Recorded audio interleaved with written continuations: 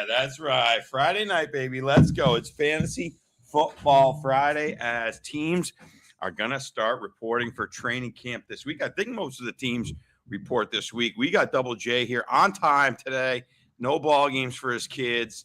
And we are fired up. We went over the AFC last week. We are ready to rock and roll with the NFC today. If you don't know, you're just tuning in. Make sure you like and subscribe to the channel. Once you subscribe, then you can get in the chat. We'd love to have you in here and join the conversation. Always helps us, kind of steer the show in a certain direction. If you got questions, you agree with us, you disagree with us, hey, all that chat, all that discourse is perfectly fine. Jay, how's your week been? Are you fired up to talk NFC, which both of our teams, my New York Giants, your Chicago Bears, live in? How fired up are you for football now that they're starting to report for camp? Oh, pretty fired up and pretty busy week. And there was a game tonight. I said, I can't go tonight. I am fired up to talk NFC football. I am ready. I did some homework this week. I had a little time to prep. So ready to dig in and start looking at this. So I love it, man. I love it. See, like I said, this show is perfect. It gives me an excuse to get out here for an hour and a half every week to talk sports, talk ball. And I think it's going to make you and I hopefully better fantasy football players, and then hopefully the guys at home. Now, some of our friends who are in the leagues with us are going to be watching these things, probably going to hurt us because they're going to know some of the players we're in on, but who cares? It's still all good. It's still all fun. And you know what? If you're in an auction draft, then hey, come outbid me. If you're in a snake draft, you're subject to wherever you are drafting in your league. So that brings up a good question. I think we'll do a show on this later on as the summer gets closer in the fall. Auction drafts versus snake drafts. Jay, I've been in auction drafts for a while because I have a baseball league that's been going for the last 13, 14 years, and it's always been auction. I converted you over to a couple of auction leagues that we're in. Now that you've done it for 3, 4, 5 years, auction versus snake, which one's your favorite? I don't think I have a favorite. I'm not going to lie. I love the traditional snake. It's nostalgic. It's fun. You kind of just, you don't have to be as locked in. You can kind of just, have some drinks and hang out with your buddies and just kind of goof around and dial it in when your pick's getting close. Yeah, it sucks when you get sniped, but that's the nature of the beast. The auction, on the other hand, you got to be locked in. The strategy to the auction, and if you play in a league, like, we play in 2 together, and one of them, it's kind of a divided league. It's one you've been in forever. I've only been in it for a few years. You get some guys that are pretty sharp, and you get other guys that haven't really kind of caught up, and you can kind of find the value. And that's the key, with an auction. You need the value. Everybody knows the names. Everybody's going to spend money on the names. And then I love developing a strategy. What am I going to do? Am I going to go stud heavy and look for bargains late? Am I going to kind of spread the wealth? It just adds so much to it. I'm a huge advocate for the auctions. Yeah, so pros and cons of it. If you haven't done one, or if you haven't, if you've never done an auction, I would say do one to see what you think of it, see if you like it. The pros of it are you're not subject to your draft spot. Okay, if you get the 8th pick overall, you have no shot at Bijan. You have no shot at Puka. You have no shot at Jahmyr Gibbs. You have no shot at Jamar Chase. You're kind of subject in your strategies based upon the pick that you get. And some of that's luck, right? Sometimes it's random. Sometimes people do it based on the year prior, stuff like that. There's different ways to figure out who gets what pick, but you're subject to that pick, right? So you get that. And we've seen it. You've been in this long enough that there's some years where if you don't get LaDainian Tomlinson, or you don't get Marshall Faulk way back in the day, or you don't get Jamal Charles the year he goes, I mean, you're kind of in deep doo-doo, right? Like you're fighting an uphill battle. Whereas an auction makes no difference. There's no draft picks. You have the same amount of money as everybody. It's a level playing field. You have a chance. What I will say, I think auctions, for me, I love them because, again, that whole thing, you love a guy, go get that guy. The only trouble you run into, if you play in a league where there's some guys that are kind of like clueless, they get a big advantage in an auction. And there's still, you have to have money management and all those things. However, some of these guys who are not as locked in as you or I, they don't know jack squat. They roll out of bed. Hey, our draft's on Labor Day. They start looking on Labor Day morning or the day before Labor Day. And then all of a sudden, ooh, Dustin and Jay are bidding heavy on this guy. This guy must be somebody. Yeah. So they don't have to do the research. We've done it for them. They start going, oh, man, Dustin and Jay are really going for this guy. I better hop in. This guy must be really good. Whereas in a snake draft, those guys are going to make mistakes. They're going to make blunders if they haven't been paying attention. Right. And then we scoop up the value on those blunders. So there's pros and cons to it. I think if I'm in a super sharp league where everybody's locked in, I'd love to be auction. Yeah. Because then I can go get my guys. Everybody knows these guys. You're not pulling a fast one. The little edges are your money management and, if you little sleepers here or there. In a redraft, if I'm in there with a bunch of bozos, right, that are kind of clueless, I'd rather be in a snake because they're going to make mistakes and you're going to pick up some serious values. That's just my 2 cents. Maybe we'll dive deeper into that on another episode. The other negative to the auction is if you do an online auction, this has happened to us every year that we've done one together.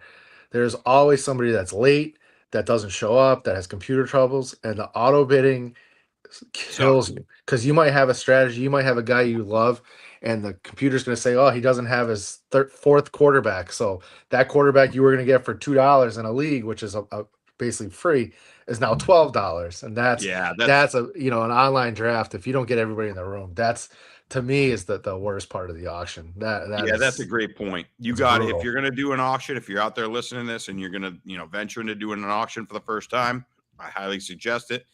There's some good videos online about, the differences, but Jay is 100% right. You've got to have everybody there and everybody's got to be locked in for 2-3 hours.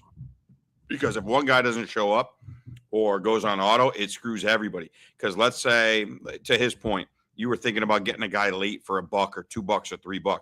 Well, the computer auto bids the guy up to a certain amount to whatever his real value was or his preset value, so you get screwed. But all right, it's definitely a good conversation. What I love is I have 4 redraft leagues, 2 are auction, 2 are snake, so I'm getting the best of both worlds, and so I'm happy with that. I love the auction where I can go get my guys and choose my strategy, like you said, pick your lane, and I like the snake where, oh man, this guy's a sleeper, I don't think anybody knows, I'm gonna jump this guy up around and because I really love him, all that stuff.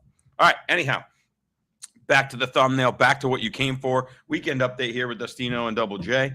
We are going into NFC, the burning questions, discussions on each team, what we're looking for as training camp comes.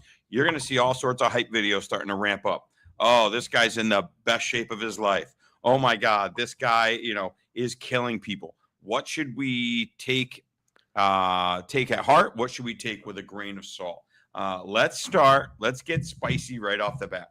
There's some teams with big questions as I wrote all of these 16 NFC teams out. And there's some teams that there's really not many questions, right? We had a little bit of that in the AFC, right? You get to the Bengals, not many questions. You got Joe Burrow, you got Chase Brown, you got T. Higgins, you got Jamar Chase, right? Easy. Some teams are very difficult. And is it even worth dealing with some of these headaches, some of these questions, right? And we're going to start right there in the NFC East with my New York Giants, who have a ton of questions, okay? First one we're going to start. Malik Neighbors. Is he going to be ready for the season? A lot of rumors he's going on PUP and is going to miss the first 4 weeks. Aside from Malik Neighbors, Wan'Dale Robinson's out of town. Who on earth, first of all, is going to be the number 2 to Neighbors, and then who by default will become the number 1 if Neighbors misses the first 4 to 6 weeks? Here's your candidates. Darnell Mooney, who always lives in infamy. Friend of the program. We will always have Darnell Mooney. I'm sure I'm going to be on some of his props. We got Darius Slayton. We got Odell Beckham. Does he have anything left in the tank? We got Malachi Fields, who they drafted in the 3rd round, or did they get him in the 4th? I think they got him in the 3rd, and they traded up to get him. I'm always very interested when a team makes a move and trades up for a guy. They're going to want to see that guy succeed.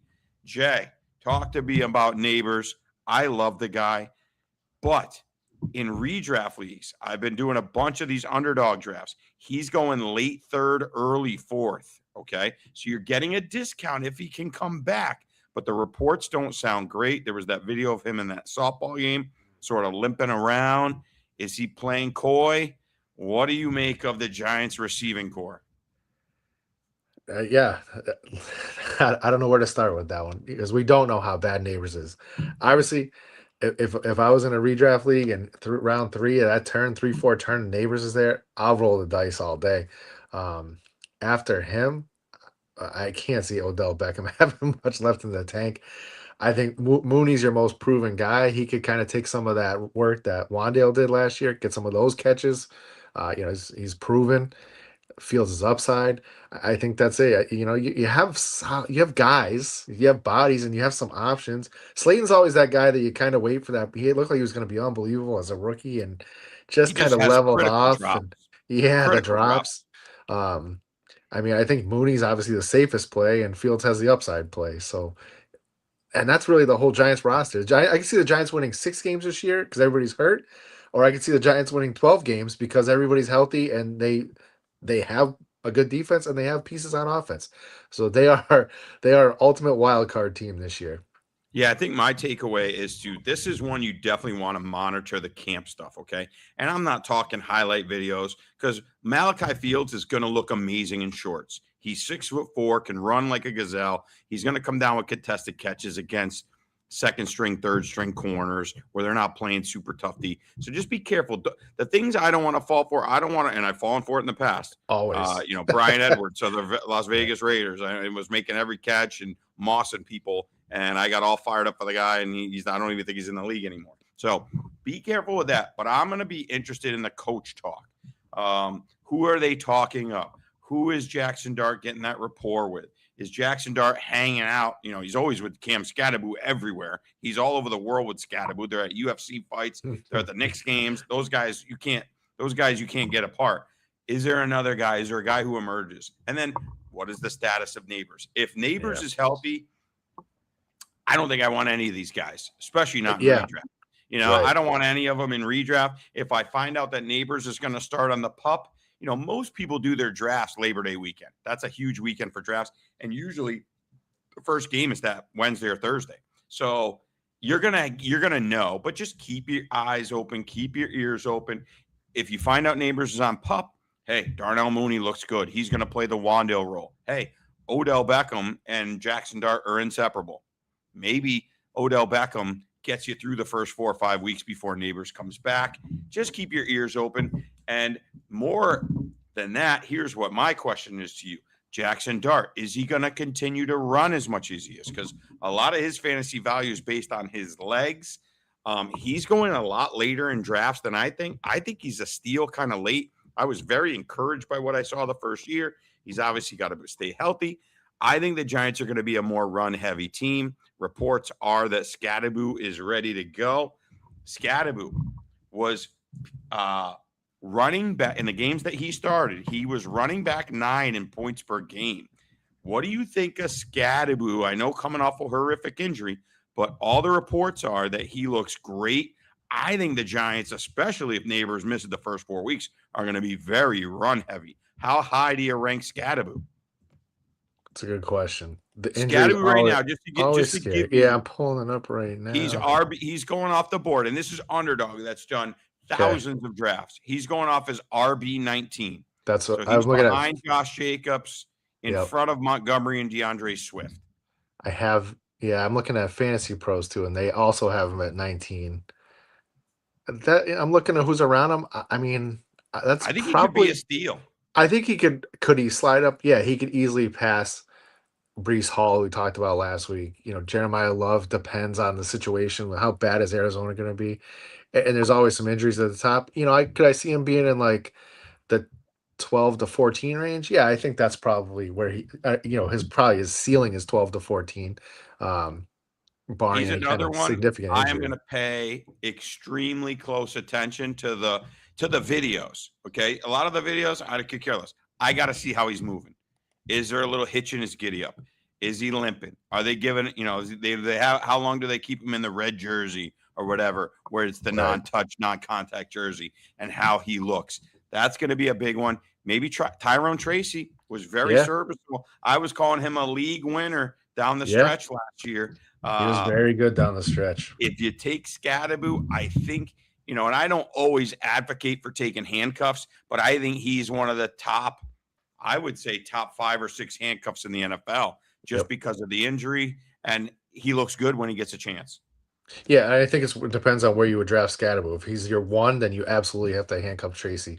If he's your two, or you go RB heavy and you somehow wound up with him as a flex, and you probably don't really need to dive into a Tracy handcuff. But if he's your one, definitely. If he's your two, probably. And as a flex, you could probably just roll the dice if you had to. Yeah, that's a great point. And again, these are all what's your level of tolerance of risk, right? If you take a safe running back one and Scadaboo's your two, I don't think that's a bad way to go. There's big time upside there because he's going to catch passes too. Because again, if their pass catchers are out, this guy's proven he's a great pass catcher out of the backfield. Yeah. He's actually, I think he's a better pass catcher than Tyrone Tracy, which is kind of odd because Tracy was a receiver in college. And then my last question. I watch a lot of podcasts. I listen to a lot of podcasts by way to work.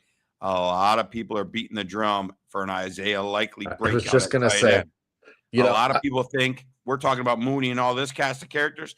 A lot of people think it's likely if Neighbors is out. I was just going to say that because you could easily see Likely emerging as that lead receiver. Harbaugh loves him, obviously brings him over, but that would open things up. Theo Johnson was very serviceable last year too, and playable in fantasy, where it might be teams are more and more teams going to that 2-3 tight end set. You could see both of them on the field if Neighbors misses some significant time, and easily taking that lead receiver role for a while. The only thing I'd say about Theo Johnson, because obviously I watch all the games, you probably not. I watch every Giants game if I can. Don't watch a lot of Giants games. Again, same thing. Critical drops with his hands. Yeah, he's a freak athlete. I think, especially with this 12 personnel. Here's what I might take: if Neighbors missed the first 4 games, you're going to see 2 tight ends on the field. Theo staying in the block. He's a freak blocker. Likely's a terrible blocker. Likely's going to be your slot guy. I think Likely's the guy to have if Neighbors misses time for the first 4 games. Young quarterbacks love to lean on the tight end. Here's the other thing. Dart, as much as I love him, some people that I really trust in football and the video guys, he's not the greatest outside the numbers thrower. He's been very accurate and good inside the numbers. That's where Likely's going to live. I think if Neighbors misses the first 4 weeks, and even if Neighbors plays, I think Isaiah Likely is the guy that I want to have, the pass catcher I want to have on the Giants. He's going off the board at tight end 14. I think it's probably properly priced, but I think I'd take Nate. I'd rather have the upside of Likely over Ferguson. There's upside. Oh yeah. I'd rather have the upside of Likely over Mark Andrews. I think he's properly priced, but I think there's a big time upside case for Isaiah Likely this year. Mm-hmm. Yep. All right. So that's your Giants questions. It's an intriguing team. It's one that you really want to pay attention. I think that's a team that you listen to the coach talk. You listen to some of the things that are coming out of camp, the camp reports. Find some of those beat reporters that you trust. Don't trust these highlights of guys in shorts. Trust what you're hearing, not necessarily what you're seeing. All right, on to the Philadelphia Eagles. And big change in Philly as they get rid of A.J. Brown, trade A.J. Brown away. Sometimes it could be addition by subtraction. Does that free up Jalen Hurts to not feel like he has to force feed A.J. Brown? Is Devontae Smith ready for the alpha role? Is Mekhi Lemon a little underrated in fantasy? I kind of think he is. My friend RJ, a friend of the program who's been on here, he's a physical trainer, personal trainer. He's very big on movement. He loves the way Mekhi Lemon moves. He's compared him to Amon-Ra St. Brown with a little more juice. So that's kind of intriguing. You have Devontae Smith ready. And can Saquon Barkley bounce back after a terrible season? He had all those touches, and then everybody was fading him because he had so many. What do you make of the Eagles? What do you make of any of those questions I got for you? Let's start with Devontae Smith. I think he's ready for the alpha role. I do. And I think the change in offensive coordinator going, well, now I'm going to blank out on the name, but going to Sean coordinator was awful. Yeah, it was awful. Kevin Petrillo was terrible, right? So you get him out, you bring in a guy from Green Bay, much more productive offense with probably a lesser or equal to quarterback. Hurts and Love are actually pretty similar. Yeah, I think Devonta Smith could step right into that alpha role pretty easy. He looked good when the games AJ Brown missed. He was a top wide receiver 1 for fantasy for sure. Yeah, I think he's ready. And then Mekhi Lemon, like you said, I mean, has all the tools. I think Hurts spreads the ball around, and Dontavian Wicks coming over from Green Bay is not a bad wide receiver 3. So they have a good wide receiver room, obviously a really good tight end room. So they have the pieces. I think to me, Saquon's the biggest question mark on that offense. Well, Jay, the drafters on Underdog, again, these thousands of drafts for real cash money are agreeing with you because Devontae Smith, do you have rankings up or no? I have rankings up on, All I'm right, on so you Fantasy kind of Pros, already know. I've got him on Underdog, wide receiver 12. So he's certainly Oh, not so going to they're be a lower on sleeper. here.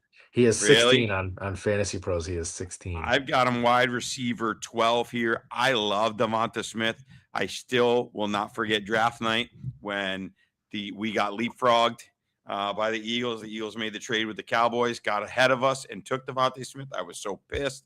This kid is so talented. I like the Slim Reaper.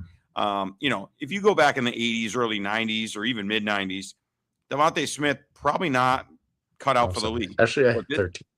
Yeah, but this league now, where you're seeing these smaller frame guys absolutely dominate because there's a little less hitting. You can't hit up high, all those things. This kid is set up for a huge season. Wide receiver 12 is a little high based on them being running, but to your point, a new offensive coordinator, he's the guy now. I think Lemon is the target that I like. He's going off the board at wide receiver 35, and he's battling a little hamstring, they're saying, but I just heard reports that he is ready for training camp. All that stuff was precautionary early. What if he produces like Devontae Smith produced with AJ Brown? Then I think he's more the value at wide receiver 36. Yeah, he could be a huge value. Yeah, because you're getting a wide receiver, 20 at pick 36. So yeah, huge value potential there. That's when I'm going to want to look, and I'm going to want to listen to some of the coach speak. Hey, he looks ready. Hey, he's going to start. And just remember, when you take some of these rookies, you're looking for late in the season. We have seen many years where a rookie receiver doesn't do much, a rookie running back doesn't do much, but late in the season, and what do we care about the most in fantasy? We care about winning our league, winning the playoffs. That's when those guys shine.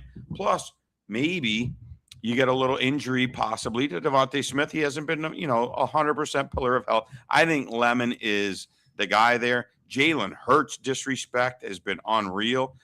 And again, I'm a Giant fan, so that's fine. He's going up at QB7 on Underdog. That's kind of fair. Yeah. The tush push is still around. As long as that tush push is still around, as much as I, question him slightly on how great he is in real life, I mean, he's going to be great for fantasy. Yeah, absolutely. It really boils down to rushing. And the addition by subtraction factor with AJ Brown and the voice going away, does that take some pressure off? And I think it will. I do. I think Hurts will have a solid year this year. I agree. I just think, just throw to the guy who's open instead of always trying to force it into Brown. Just, you know what I mean? Just throw it to the guy who's open. Dallas Goedert, obviously, he's one of those jag tight ends. You could do worse there. You know how we feel about tight ends. And then Saquon Barkley is the big question. I think he bounces back. Their offensive line was banged up. They got a new offensive coordinator in there, like you alluded to earlier. I could see a nice bounce back for Saquon. He still got the legs. I don't think any of his decline last year, he still passed the eye test. It's just, the blocking wasn't there like it was the year before. He's going off the board at RB7. We know you love James Cook, which I don't doubt. I've got James Cook ahead of Saquon. What about Saquon fitting in at RB7? Would you take Saquon or Ashton Genty of the Raiders? Saquon. I agree. So in redraft, I couldn't agree more. So we would have Saquon jumping over Genty. What about Saquon or another guy you really love? Two guys that we both love, Kenneth Walker or Chase Brown? I would take Saquon over Kenneth Walker, especially in a PPR. I don't think Walker's catching a lot of balls, so Saquon will. Chase Brown, healthier, younger. That's a coin flip. I think it would depend on where I was and what else I had, because I wouldn't be taking either one first. So yeah, I think I go Saquon there over both those guys. I probably would too. Yeah, I'm with you. Saquon over Genty, very, very so close. But that just goes to show you why it's important to put your guys in tiers, I think. I mean, this is a giant tier. You go from, and maybe I think Jonathan Taylor's in the same tier. You go from Jonathan Taylor all the way down to Derrick Henry. So that's RB4 all the way through RB12. I would be totally cool with any of those guys. So that's where, when you're in your drafts going, hey, maybe I take one of these wide receivers early in round 2 because I know one of these 8 guys that I'd be totally cool with any of those 8 guys. I'll take one of those 8 guys there. And if you're in an auction, right, you just try to take the cheapest one, right? Exactly. One of the things, if you're in an auction, I know, don't wait till it's the last guy in a tier because that guy always ends up going way more than you think. You don't want to be first. Everybody's got the same you don't idea. Want to be last. Wait. Yes. Yep. You want to be Although right. sometimes being first, it's weird because sometimes being first is actually your best value because people get gunshot. The first 4 or 5 guys that come up at an auction are usually the best values at the end when you finish. Sometimes. Because everybody's a little nervous to start spending right off the hop. I've seen it happen in my baseball league all the time. We get to the end and we go, oh, my God, this guy got Yordan Alvarez for that price because everybody's like, I'm going to wait. But when a bunch of guys wait, you end up with way too high prices later. All right, let's go on to the Cowboys. We'll start picking up the pace. Cowboys, a little more straightforward simple to team. me. Yeah, this is almost like the Bengals situation. There's not a lot of. Let me ask you this though: who do you take? Who do you prefer? They're separated by only a few picks: CeeDee Lamb or George Pickens. I'll take CeeDee Lamb. Okay, and CeeDee's going off at wide receiver. Do you think CeeDee's too high at wide receiver 5 and Pickens is? I don't think they're both going to finish as top 10 receivers. You've got CeeDee Lamb at wide receiver 5, Pickens at wide receiver 10. Is that the ceiling for both guys? Are both these guys going to disappoint? Are both these guys going to finish wide receiver 15 and 20 and disappoint people that draft them? What do you think? Oh, did we lose Jay? I lost Jay for a minute. All right. Anyhow, I'm going to answer yes. I think only one of them is going to get there. I'm not sure which one. I'm trying to stay away from that kind of nonsense of which guy's going to do it. Jay, you all right there? Yeah, there's technical difficulties. No, it's all good. So my question was, you got CeeDee Lamb going off the board at wide receiver 5. You have George Pickens at wide receiver 10. Yep. I didn't look it up, but highly unlikely 2 wide receivers come in the top 10. So somebody's going to disappoint. Do they both disappoint? Does one of them disappoint? Or can they both get their top 10? 2 guys top 10 in the same team. Don't see it happening very often. Yeah, I mean, I can think of a few. Colts back in the day with Reggie Wayne and Marvin Harrison, maybe. Rams back in the day. Yeah, it's tough. It's tough to get there. I mean, I think they could. They love to sling the ball. Like I said, I don't know if you heard me, but I would take CD and just if he's healthy, I just think that he's better. I mean, there's no question he's better. Pickens was great last year. CD had missed a few games, so I like Pickens. Would you rather have CeeDee Lamb or Justin Jefferson? Oh, I love Jefferson this year. I love the Vikings. When we get to I love the Vikings this year. CeeDee Lamb or AJ Brown?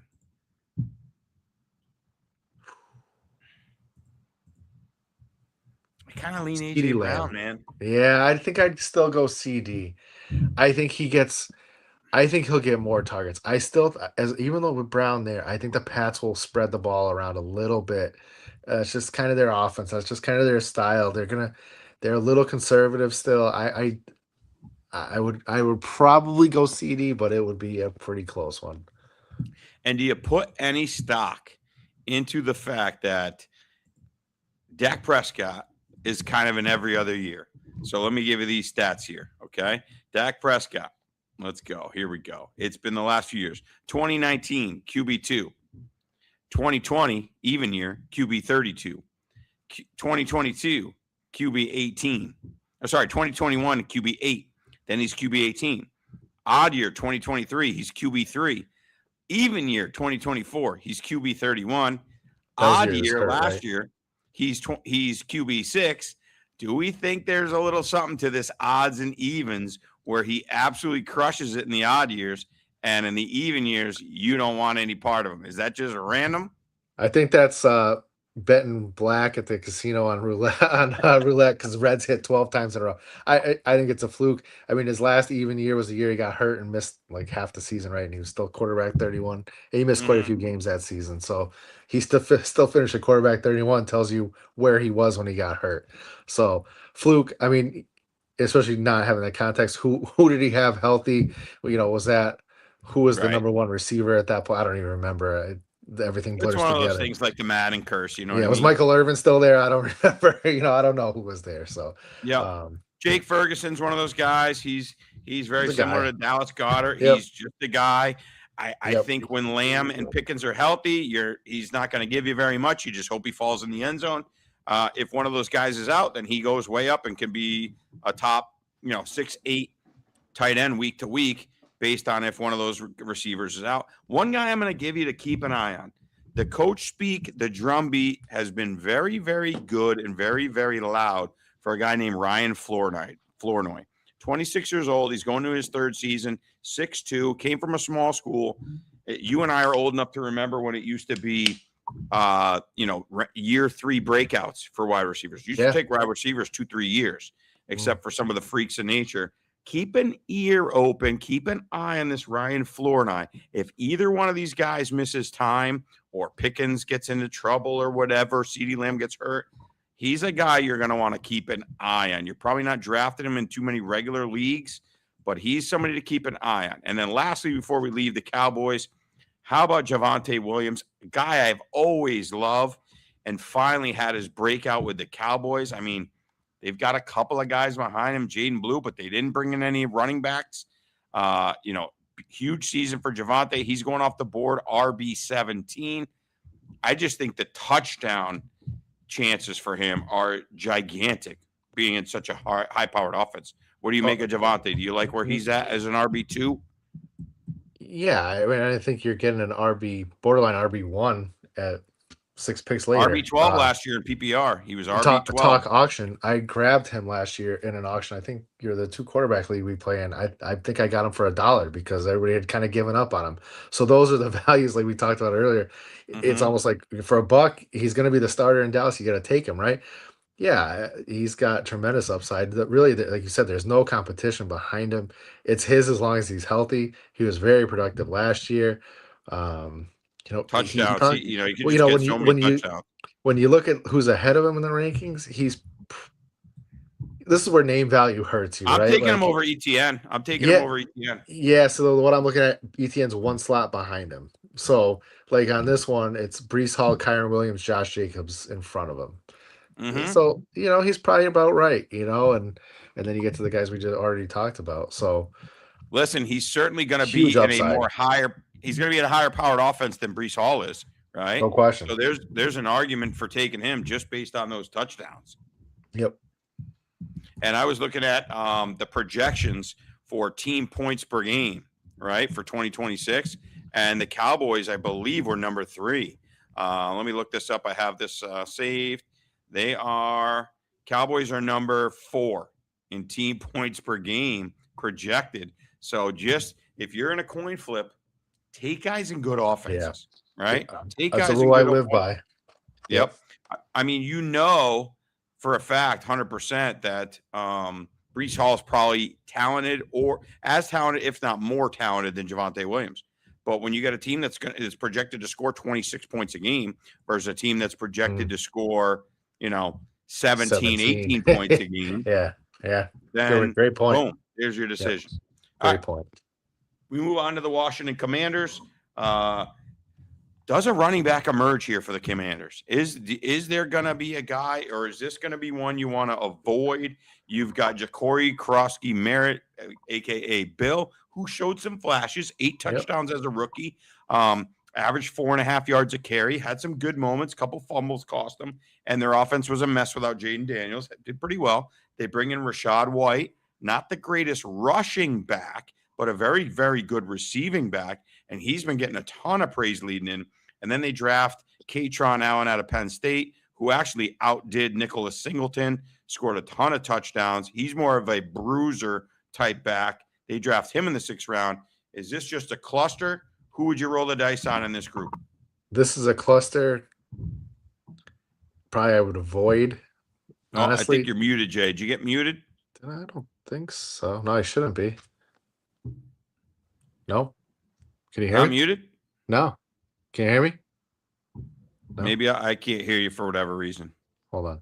Let me see. Maybe I got to unplug. Maybe my thing is acting up. My thing acted up. Hang on. Let me unplug. Now I can hear you. Difficulties, folks. Can you hear me now? Say something I now, can hear Jay. you. I can hear you. You can hear me? I can't hear you. Maybe it's something on my Hold end. on. You hear me, though? Yeah, for whatever reason, Jay, I kind of lost you there. I just unhooked. I was thinking maybe it was my microphone. Who knows? I'm going to give you my answer. I'm interested in Rashad White.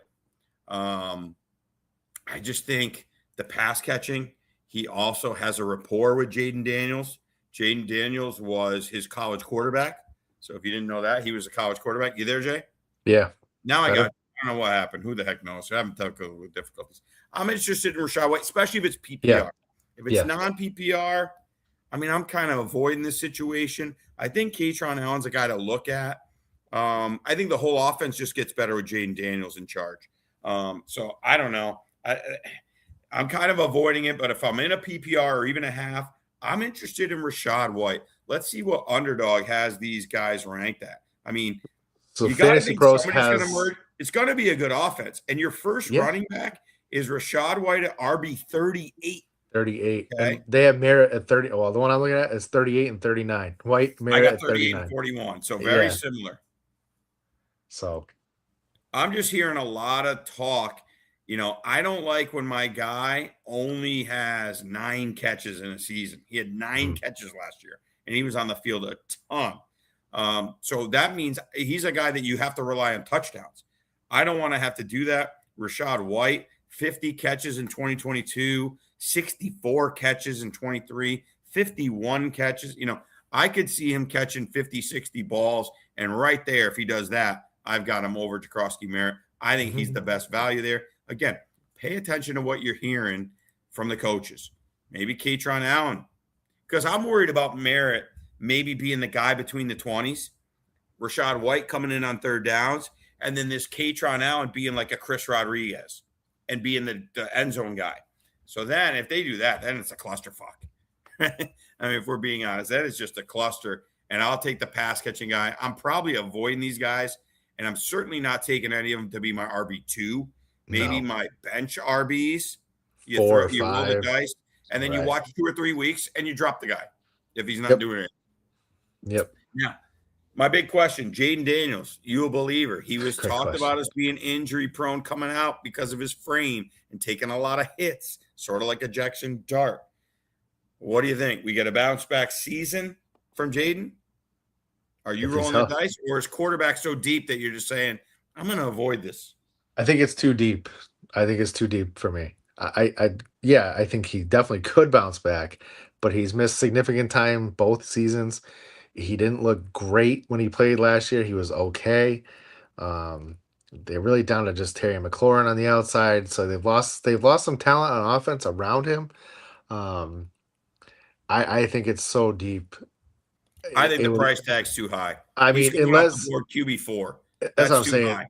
You know, unless somehow he slides and you're in a snake or an auction where like 10 or 11 quarterback and he slides way down, I'm staying away. There's to me, Hurts is safer, Caleb's safer, Justin Herbert's safer, Trevor Lawrence we talked about is safer, and they're all slotted behind him. I would take any of those guys, and there's a case to be made for Dak. I mean, you're playing the upside of Jaden Daniels, or if there's gonna be 2 top 10 receivers in Dallas.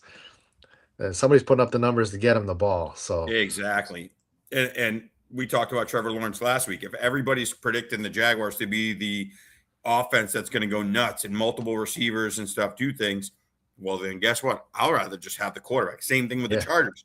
Is it going to be Ladd McConkey? Is it going to be QJ? Is it going to be Trey Harris? Is it going to be who? Give me the quarterback, right? Because he's got to be the one distributing the ball. And I just think quarterback is really deep this year. We'll get to some of these other guys later that are in the NFC. I mean, all the way up to QB 16, 17, and we'll get to those guys, maybe even all the way to 19. I am perfectly happy rolling the dice with 2 of the guys in that range and playing the matchups, Yep. and who's at home, who's got good weather, who plays a bad defense versus that high a price tag. I mean, Jaden Daniels, you've got to take him 66 ADP. You got to take him in the 5th round or early 6th. And I just think there's so many impact players that you're taking in that range that I'm waiting on quarterback. I've always been historically a big time wait on quarterback guy. I'm going wait on quarterback even more so this year. Okay, last 2 questions. How high is Terry McLaurin's season? Assuming the Commanders don't bring anybody in, but don't put it past them. I think the IU ship has sailed because he's such a nightmare and such a wackadoodle. But I'm not. So wackadoodle. I wouldn't be surprised to see a Keenan Allen, see a Stephon Diggs, some kind of veteran to come in if none of these guys step up as wide receiver too. But if there's nobody that comes in, how high can Terry McLaurin soar? Oh, high. High, especially if Daniels is healthy. So where is McLaurin? Is way he's down. way down. Wide receiver 23. He's a guy I could see coming in the top 12. Yeah, without a shadow of doubt. But I think drafters are just nervous of them bringing in a guy. Yeah, but even if they did, you look at 23, you look at some of the guys above him, I would take him over McConkey. You? Yep, 100%. Egbuka? Close. That's close. I think they're the same range. Jalen Waddle? Same range. I got a big McLaurin. tier. I would take McLaurin. Yeah, so, the value. There's an argument as much as I love Garrett Wilson to take Terry McLaurin over Garrett Wilson. Better quarterback. You got Geno throwing to you. And what if the Jets start off bad? What if the Jets go haywire and they bring in Cade Klubnik or they're trying some other bojo out at quarterback? Yeah, and it's almost not even a what if. It's the Jets. Right? Probably gonna happen. And I love Garrett Wilson. I have been a Garrett Wilson truther forever. I think he's a top 8 talent at receiver. Yeah, I mean, he was a top 5 quarterback play. He was a top 5 receiver last year until he got hurt with Justin Fields throwing to him. So obviously, guy who can be unbelievable if he had the right environment. As much as I love Luther Burden, Terry McLaurin's safer. Much safer. Much safer. I'm taking Terry McLaurin over T. Higgins. What about you? Close. But either way, I think there's a big cluster. I mean, obviously you have your big guys, right? You have your Jamar Chase, Puka, JSN, and Amon-Ra. I think that's a tier of 4. I think those guys couldn't be any safer. Those guys are locked in. Then you've got your next little cluster. But honestly, would I be surprised if CeeDee Lamb finishes wide receiver 15 because Pickens gets more touchdowns? I wouldn't be surprised. No. Would I be surprised at Justin Jefferson, as much as I like him to bounce back, just doesn't get there because Kyler can't find him and Terry McLaurin outscores Justin Jefferson? I don't think that's crazy. I don't think it's crazy at all. Again, it's going to rely on Jaden Daniels' health and whether or not they bring in another receiver. But I agree. I would start scooping up McLaurin like crazy right now at that price tag all day, every day. And then last piece is Chiga Okonkwo, a big-time sleeper. Zach Ertz, probably done for his career, was cooking. And this was Zach Ertz. And if you watch Zach Ertz, man, I think I could beat that guy in a race right now. He was not moving very fast. And Jaden Daniels peppered him a lot. So clearly Jaden Daniels likes to go to the tight end, especially in the red zone. Does Chiga Okonkwo, who they paid and brought in, does he have sleeper appeal? I think big time. Yeah, I mean, he's rated at 18. He's ranked 18. I love it. There's some sleeper there for sure. I mean, I'm taking him over Ferguson. I'm taking him over Goddard. I'm taking him over Kincaid, Andrews. I'm rolling the dice there. Yeah, Juwan Johnson's ahead of him. I would take, yeah. So he's definitely probably a little undervalued. It's interesting. Is it because Ertz is a tight end, or does he just trust the veteran? He was a very good tight end in this league for a long time. Is it I'm just going to go to the tight end because I like that tight end, or is it just Zach Ertz was just a safety net that he felt comfortable with because he was there day one? So that'd be the only question. But yeah, I think there's some value there for sure. Well, the year Ertz and Jaden were both healthy, Zach Ertz finished as tight end 7. He had 7 touchdowns, 66 catches. I think if Jaden Daniels, I think Chig is very, me in tight ends. I think here's what I'm going to say about tight ends. If you have a chance to get Bowers, McBride, Loveland, or Warren, I'm cool with it. I think those guys are clear-cut top 4. And I would roll Kraft in that mix. Okay, a little We'll get there with discussion Green about Bay. his health, Yep. which we'll get to. I could see that. But I think after that, give me 2 upside shots late. I would be very happy. I would have zero issue with the Isaiah Likely, Chigakonkwo tight end room. Oh, yeah, you could live with that. I could live with that all day and see which one. Because the cool part is, and I think something that's very underrated, is it's okay to have some churning in your roster, right? Like you're going to have, hey, if it's not happening for a Konkwo the first 3 weeks, see ya. You pick up, running backs are going to get hurt. Receivers are going to get hurt. George Pickens goes down. You pick up a Ryan Flournoy. All right. And there's always a tight end that kind of emerges out of nowhere, whether it's a rookie like last year with Harold Fannin, could it be Eli Stellers with Philly this year? Could it be Sadiq? Does he perform for the Jets? So you might not draft those guys. Those guys will probably get drafted on name recognition. We haven't talked Bears yet, but their rookie tight end, that Sam Roush, they drafted this year, the middle rounds. A lot of coach talk that they love him. Caleb loves him, and he's in there every day with him. So that's a guy that, you're not going to draft him in any league, but keep an eye out. If you draft Chigakonkwo and he stinks, by week 7, is he playable? There's going to be a playable guy or two that you're going to be able to find somewhere. So I've had a few episodes, Jay. I don't know if you were on those episodes. You might not have been, but like going back to talking about tight ends in Dynasty or whatever. If you brought up the top 10 fantasy scorers, go back however far you want. There's always 3 or 4 guys that you're like, you would never guess it in a million years, right? If I went back last year even and I said, hey, who were the top 10? There's going to be a couple you're like, what? That guy was top 10? And especially down the stretch week to week. That's the other big one. Right. It's like I looked up the last 3 weeks one year and, Michael Mayer won me championships last year. Right. Because Bowers was right. Because Bowers got hurt. Right. He won me championships. I won 3 or 4 championships in my Dynasty leagues because Michael Mayer was the last man standing. So it can happen. So I'm looking at 2025. Okay. Jake Ferguson was tight end 4. Would you have expected that? No. Harold Fannin was tight end 6. Dalton Schultz was tight end 7. Juwan Johnson was tight end 8. Hunter Henry, tight end 9. And all these guys, you can pretty much draft as afterthoughts or super late in your draft. Or pick them up. Right. You're not drafting half of those guys. Yep. So it's super duper interesting. And here we go. You did a perfect segue. We're going to the NFC North. We're going to the Chicago Bears. It's kind of funny that you and I are Giants and Bears fans, and these are 2 of the teams with the biggest question marks. I'm going to set you up, Jay, and then I've actually got to use the restroom very quickly. You can only have so many high noons without some coming out. I'll be back in 2 minutes. You're going to have plenty of time to talk to your Bears. All right, here's my questions. I got 5 of them written down.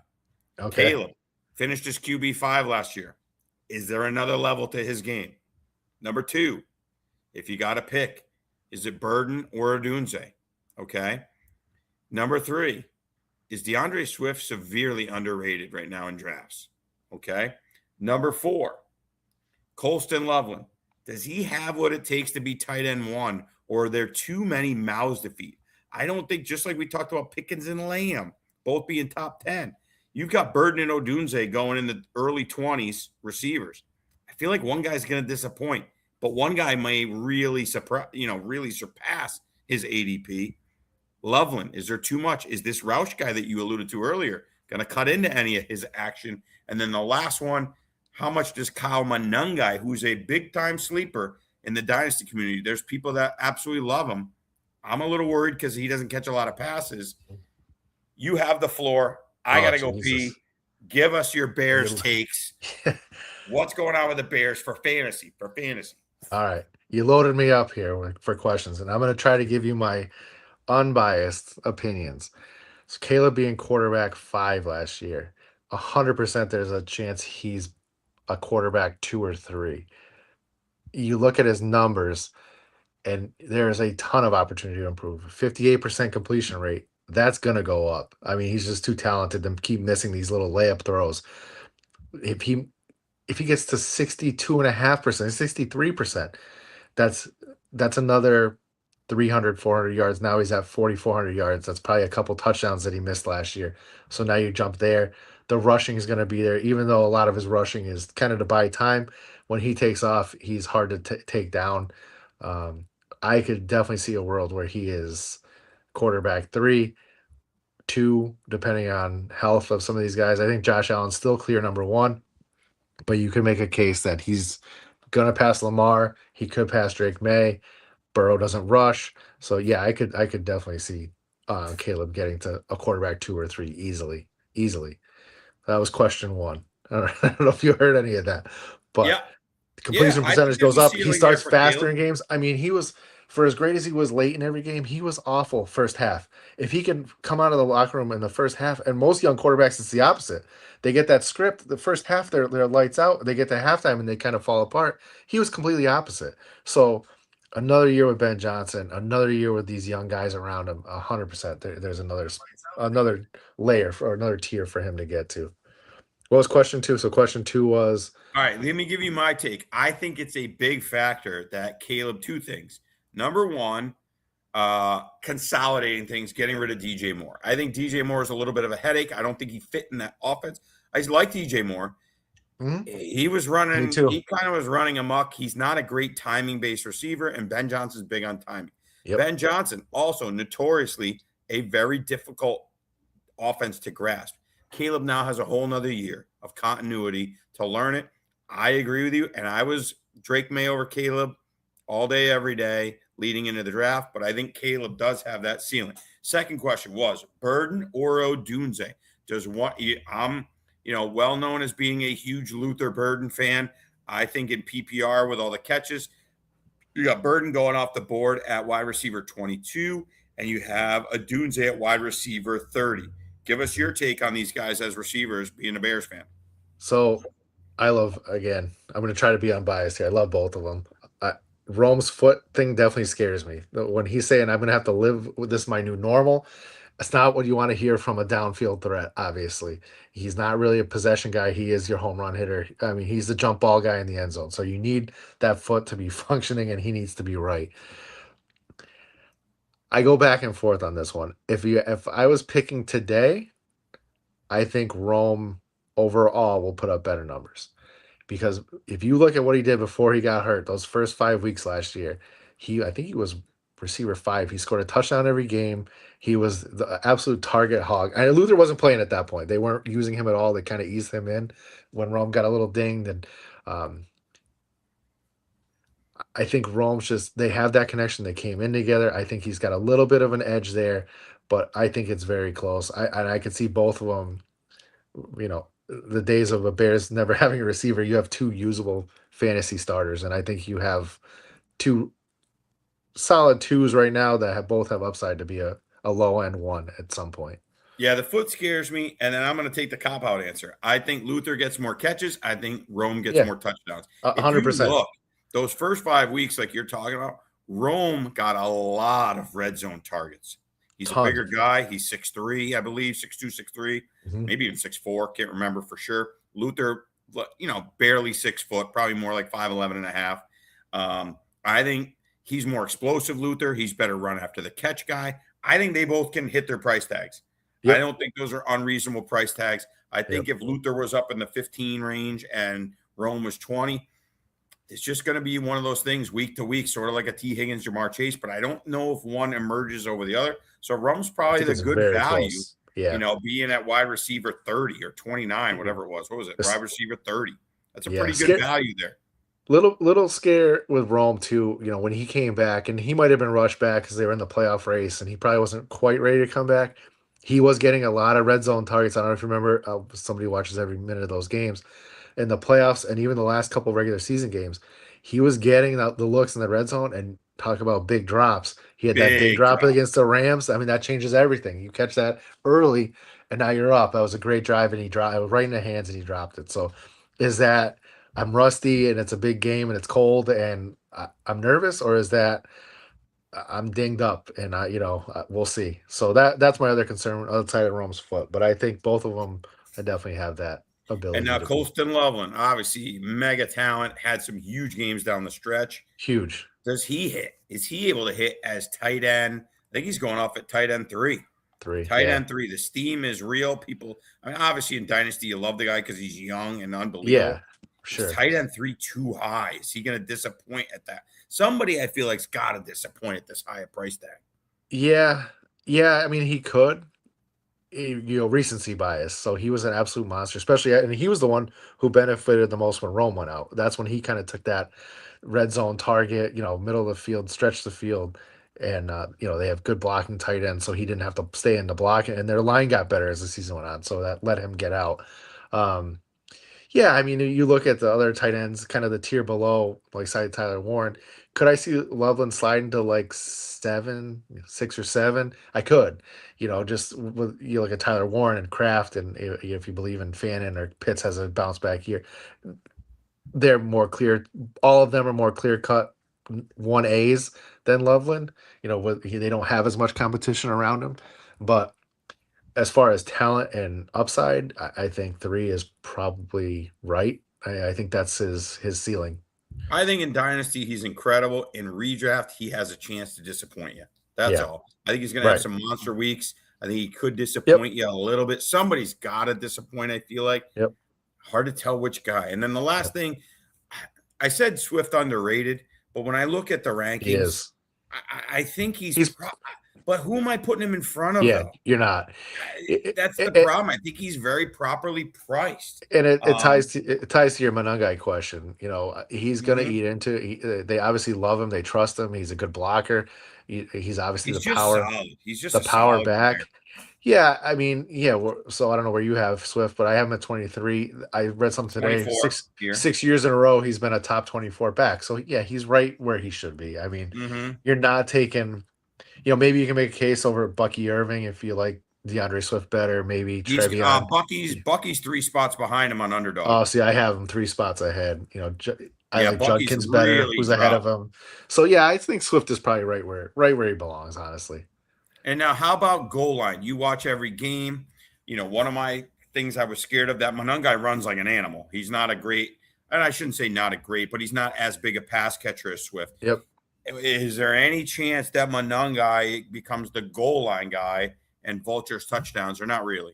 I don't think so, because I think Ben Johnson likes the versatility of what Swift can do in the passing game, and he trusts him. And everybody talks usually the pass catching back is a lightweight, but Swift ran hard last year. That was the best I saw him look last year. So I don't think so. I think it's more of a pure split. I think you're going to get 2 series of Swift, and then you're going to get Monangai. And I think after that, it's going to be hot hand. If one of them is really pounding the ball, I think you're going to see Ben go that way. And if not, then I think you're going to keep it pretty leveled off. Yep. I think very similar to a Kyron Williams and Blake Corum deal. You're going to get 2 series, like you just said, of Kyron, and then you're going to get 1 series. And then late in the fourth quarter, it's going to be which guy is right in the hot hand. But Bears is definitely an up-and-coming offense. As we go through this NFC North, I think this is the best division in football. I think this is the most competitive division in football. You could paint a picture for any of these teams winning the division, obviously any team could lose this division. Yep.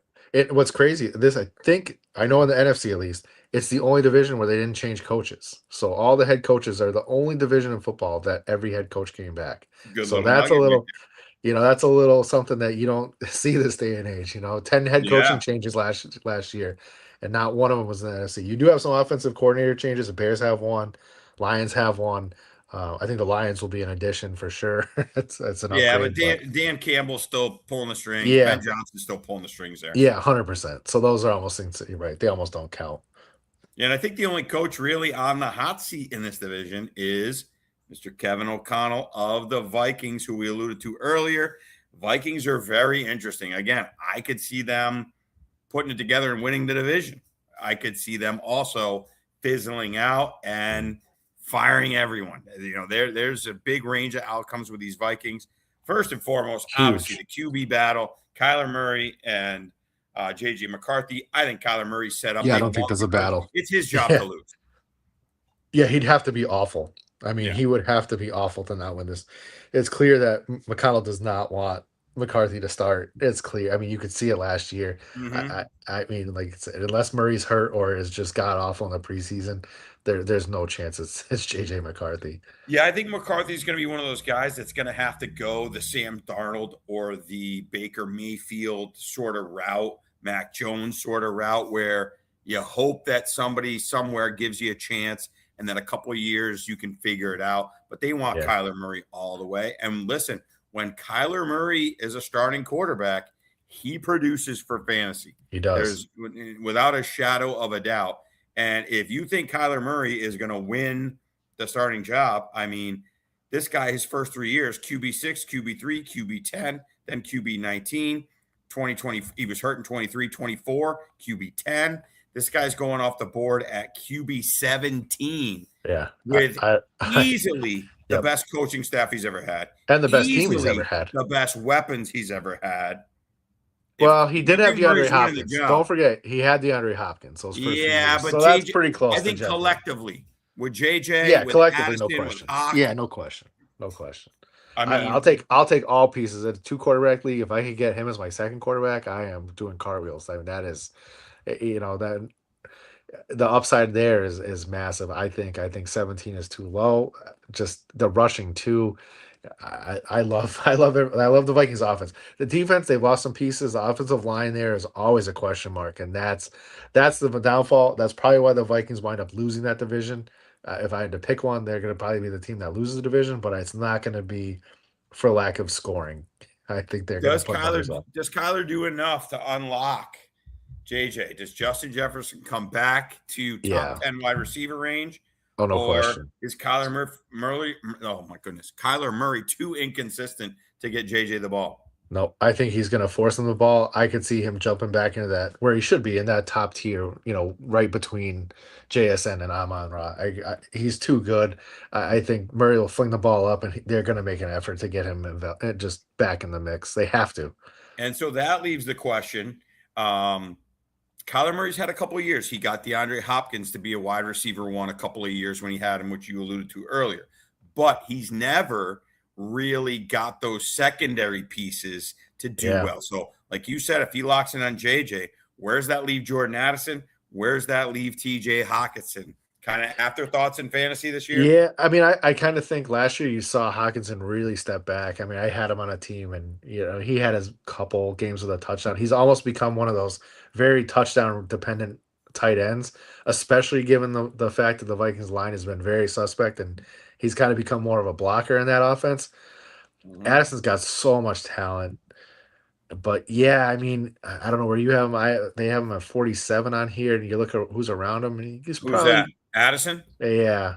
I'm wide receiver 42, but you know what's crazy? I They're all honestly think he's a top 25 to 30 receiver talent wise. yes, talent wise, 100%. But I just don't know if Kyler's not the kind of quarterback that can support Right, 2, 3, 4 guys. So right. I think, you got to make your bet. You're making your bet on JJ, you're making it on Addison.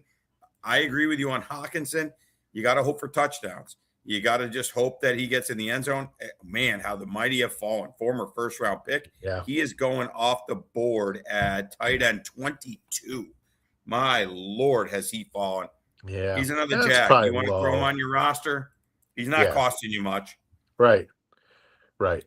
You're And you getting know like what? And we'll talk an auction strategy here. So he's a guy that if you don't really want him or you want some people to spend some money because you got a tight end in that tier that you like better, you throw him out because people are going to see that name and be like, they're not going to realize this isn't 2019 when he was with the Lion or 2020, 21. This is now 5, 6 years later. His value's gone way down and they're going to pay based on name value. So there's an auction tip for anybody that's looking to absolutely. get in one. Somebody's going to go, oh, TJ Hawkinson. And they're Yep. going to pay more than they should. And you can scoop up some $1 guys later. I agree. How about the running back room? Do we care about any of these guys?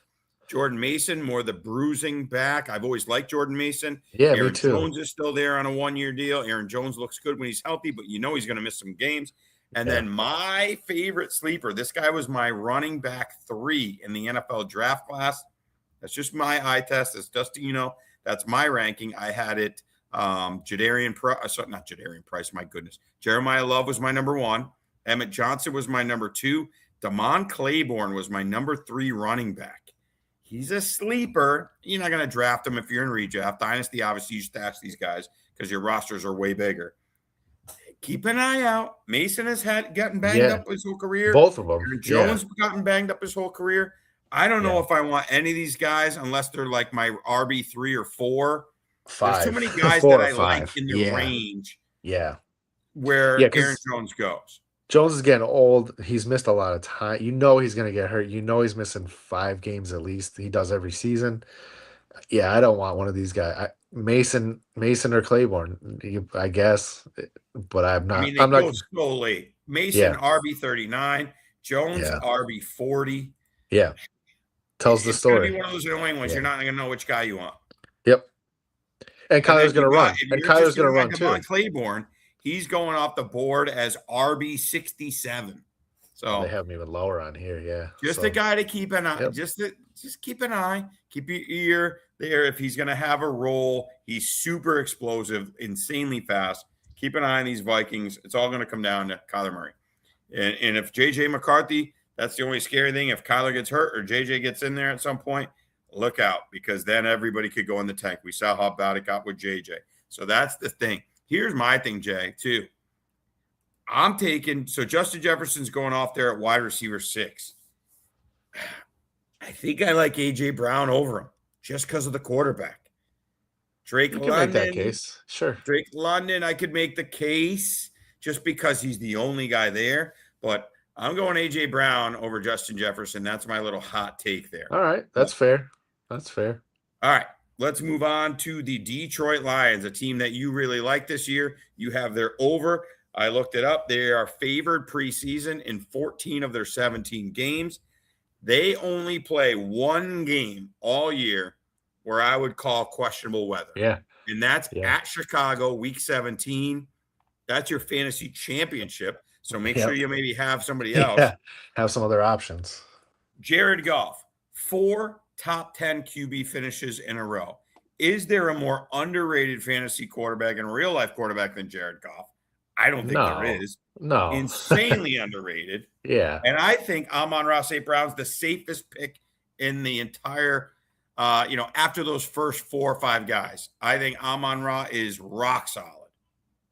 Yeah, I think you nailed it. I mean, yes, nobody in fantasy is more underrated than Jared Goff. He's just consistent. You're not going to get any rushing upside, but he's going to throw for 4,500 yards. He's going to get 35 touchdowns, and he's going to be solid. And he doesn't miss time. He doesn't get hurt, and that's a huge factor too. So yeah, sitting absolutely. there at QB 16 when you know you're going to get a top 10 year out of him. He's a lock. He's just so easy to pick. And the best part is you could probably get him a little later if you start throwing some names out just on name, because he's not sexy. He's not the guy that everybody we're in wants. an auction and Kyler Murray gets brought up and Goff gets brought up, Murray's going higher. Murray's definitely going higher. Jordan Love's going to go higher. Baker's probably going to go higher. It's funny how that works, And even CJ Stroud, depending on the room you're in, CJ Stroud. Yeah. So you're right on with that one. All right. You're on the clock. You've got the number 1 pick in the draft. It's a PPR league. Let's say full PPR or half PPR, whatever. Either way, it's the same. You going Gibbs or Bijan? I am going Gibbs. I trust the offense as a whole much more. I like him better. So there's a little bit of that. I watch more Lions games. So you're thinking he goes nuclear with no Monty? I don't think he goes nuclear, but I think he was 1 or 2 last year, even with Montgomery. I don't think he goes nuclear. I do have some reservations, and I think Pacheco was a solid. Nobody's really talking about that pickup. I thought that was a solid replacement for Montgomery. Very similar runner. He's a tough runner, so I think you're going to see more of him. I don't think it's going to be like we're going to go from a 60-40 or 65-35, however it really broke out last year, to 85-15. I think it's still going to be, like a 3-2 carry. It's going to be a 65% Gibbs. So he's not getting 100% of the touches. So I think there is a cap there, but Bijan doesn't either. They spread the ball there a little bit. The offense, with Goff there and the passing, Bijan's super talented, but we haven't talked Falcons yet, but do you trust Penix or Tua? And I think that's the difference maker for me is give me the offense as a whole. I want to be a part of that offense. Yeah, I could see that. I mean, you can't go wrong. If you get the 1 or 2, if you get the top 3 picks really with Chase included in there. Any of those three guys, I wouldn't blame you whatsoever.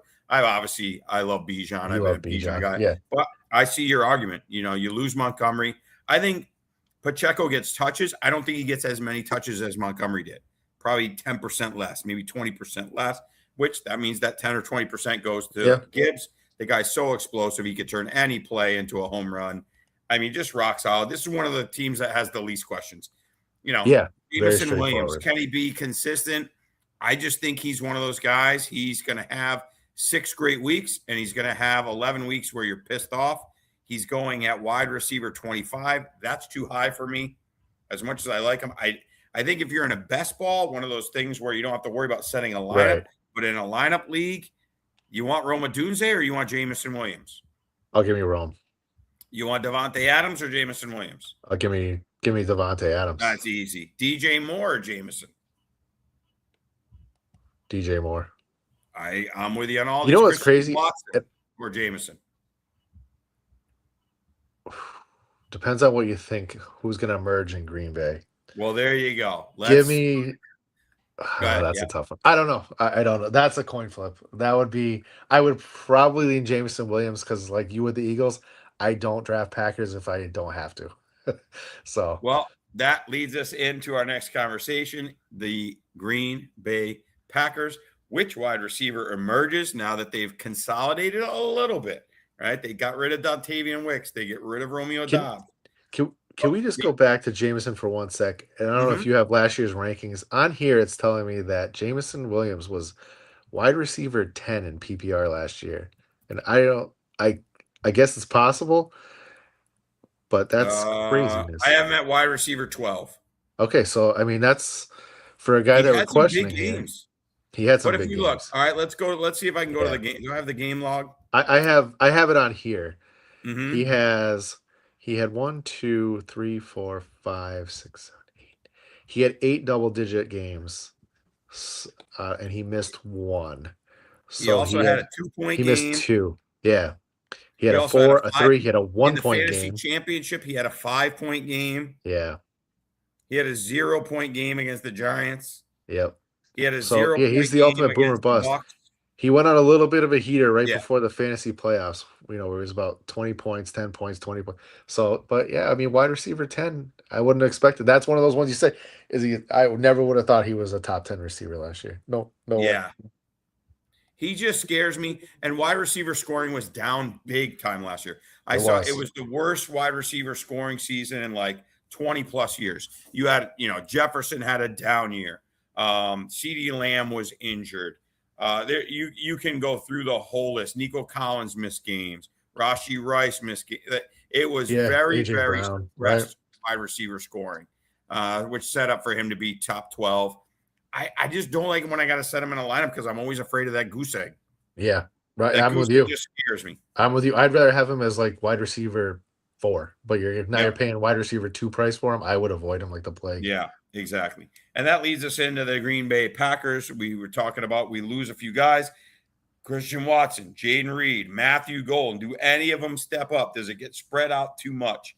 Do the Green Bay Packers start passing a little more with Josh Jacobs coming off multiple seasons with big workloads, coming off an injury, coming off a little domestic dispute thing that there's still rumors he could get suspended. I don't think that thing's been fully put to bed.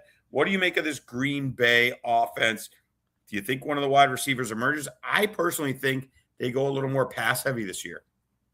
Yeah, they probably should. I mean, it's time to kind of give Love the free reins. I think I saw a stat where he didn't have a game with like more than 25 pass attempts or something. I could be wrong. Maybe I'm thinking of somebody else. I think that was Malik Willis. Yeah, it might have been Malik Willis. You're right. All 3 of those receivers have the potential. Is it too many? Is it 3 young guys and none of them have really distinguished themselves?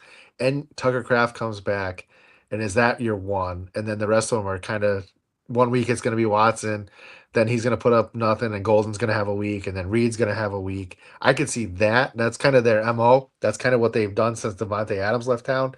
It's kind of been a little bit of committee where it's just pick your poison. Which week is it going to hit? And then Jacobs has been so good, like you said, that he's just taken up so much and so many touchdowns from everybody else. So is there regression there? And who backfills if Jacobs misses time for any of those reasons? Yeah, that's the big question. I think that's the biggest camp battle to watch. Which is there an RB2 there?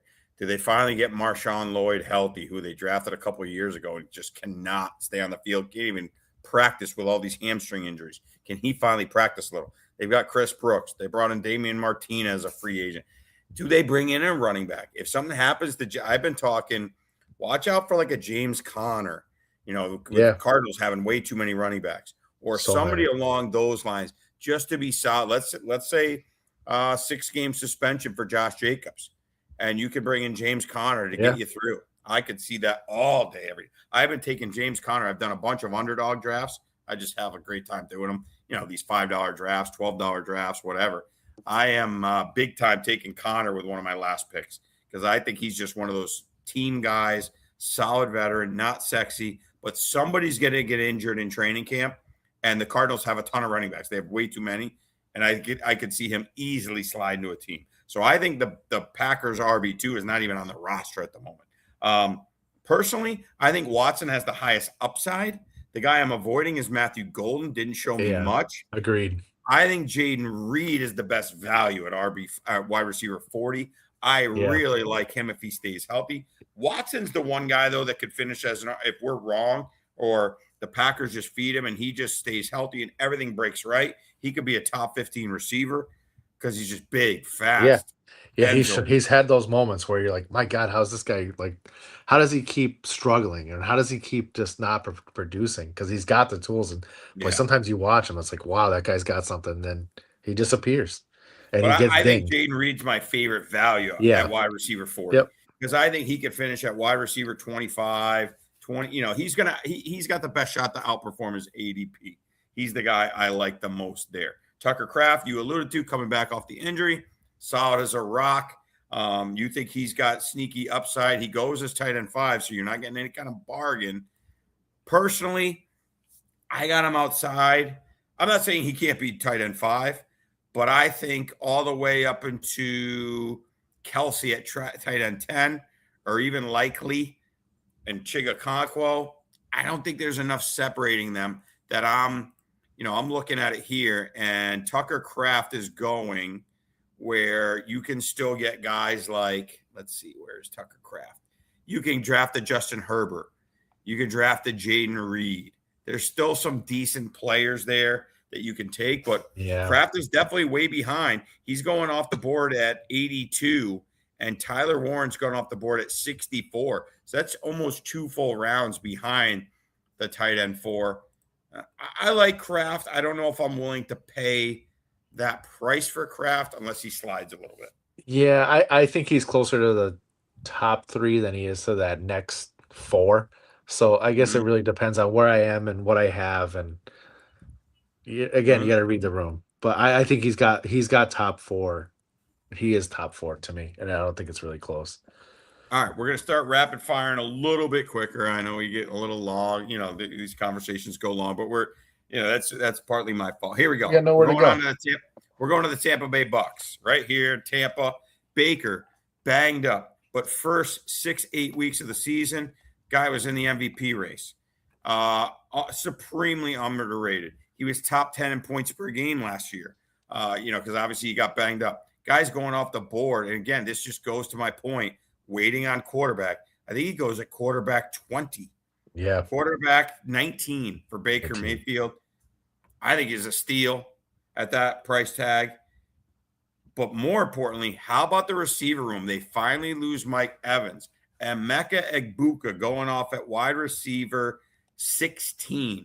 I've heard some really, really sharp people taking him in the second round of drafts, taking him early third round of drafts. Does Emeka Egbuka, my guy, my buddy Emeka Egbuka, have what it takes to make that leap? Is he the clear-cut alpha there in Tampa? Maybe. There's risk. I'm going to give you a maybe. I mean, is he the first half of the year healthy? There's me and my guy Emeka. We got to get it. You got to get him on a weekend update here, Dustin. I know that would be great if I could. If he comes back to the club, you play golf at my place. Couldn't have been a nicer guy. Tell him we made things happen for Trevor Lawrence. We can make things happen for him, right? There you go. So I think he could. A lot depends on Godwin, right? If Godwin is what he was or close to what he was, then I don't think Ibuka has quite the upside. If Godwin is hurt and misses time, then he has all the upside. So I think that's how you kind of keep tabs on it, is where is Chris Godwin these days and how is he feeling? I don't think there's much left in the tank for Godwin. Yeah.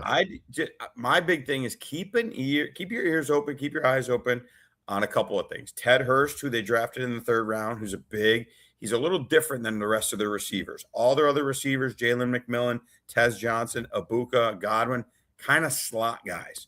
Ted Hurst, 6'4", 6'3", big, physical, fast. He's going to be, if anybody fills that Mike Evans role, it's going to be Ted Hurst. So just something to keep listen to the coach speak on that stuff. But I think the biggest question there in Tampa is, can Bucky Irving come back? Shoulder injuries, concussion issues, was unbelievable as a rookie. I absolutely love Bucky Irving. I actually just made a trade in one of my Dynasty leagues and got Bucky Irving this week.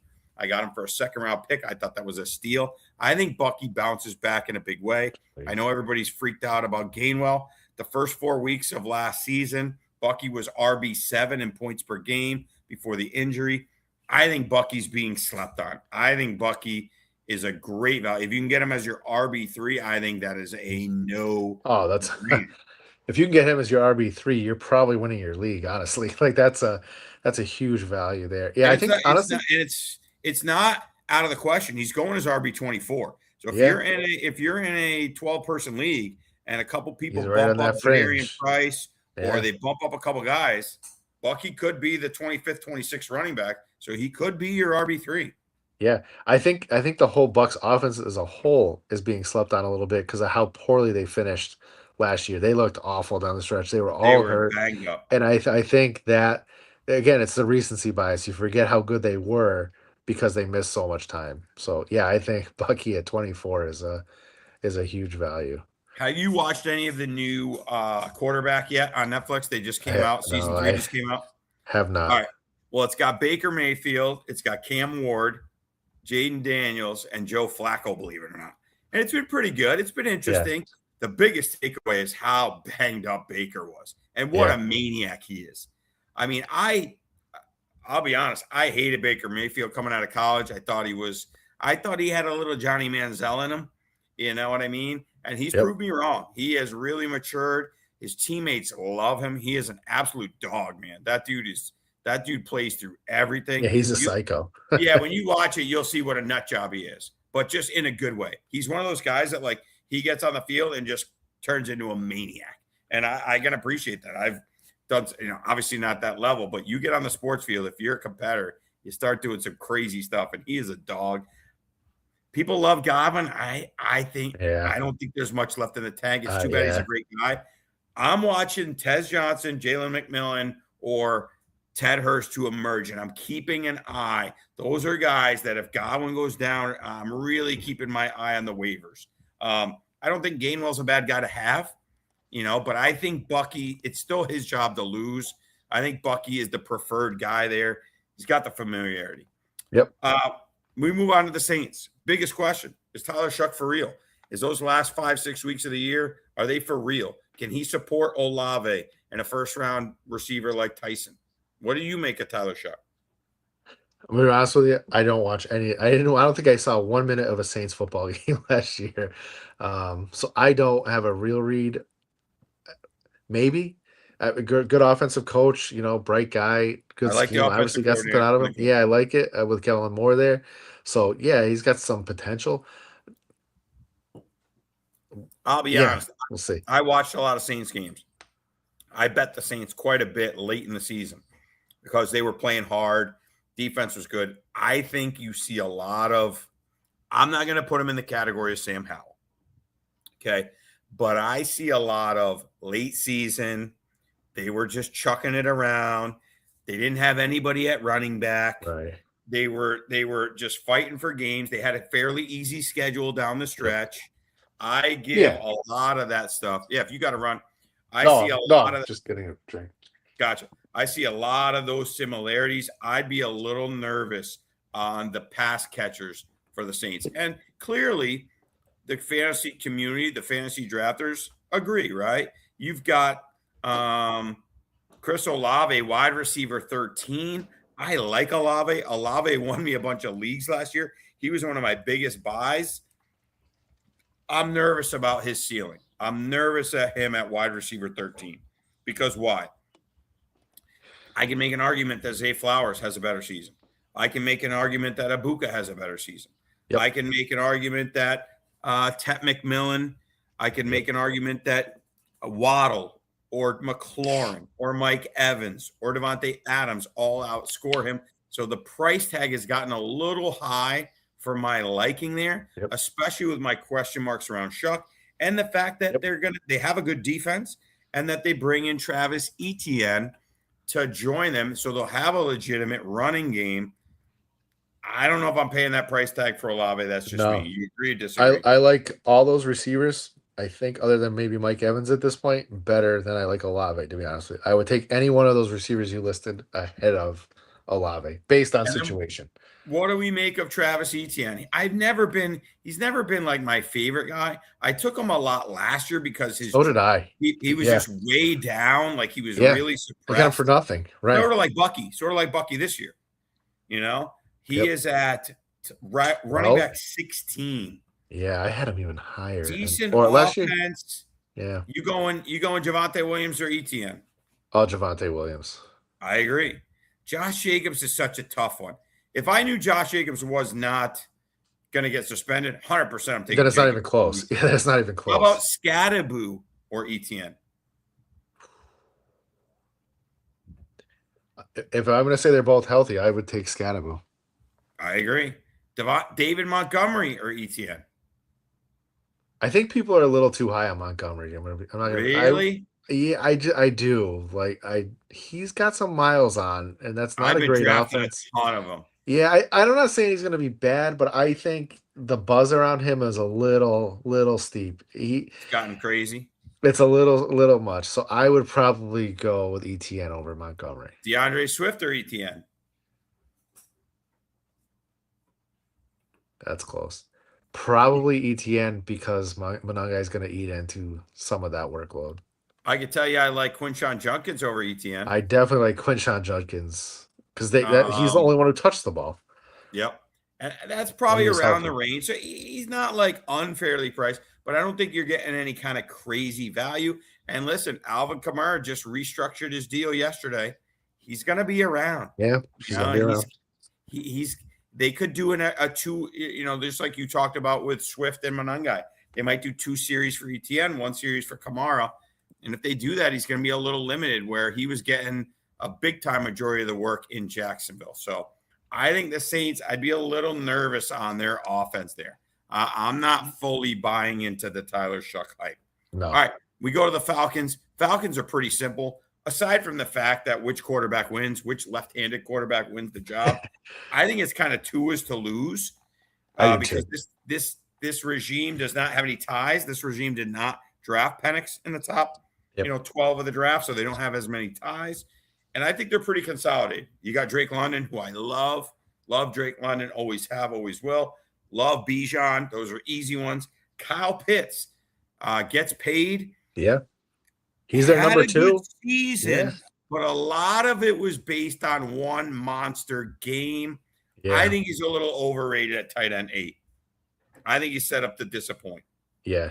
Yeah, he's one of those guys you let slide. If he lands here later on, fine. But he's one that tight end tier where you're just like, yeah, I'll take any one of those 5. But I think he's their number 2. You look at the receivers behind Drake. Who are you like? Oh yeah, that's an option. What's happening, Crooked Commish?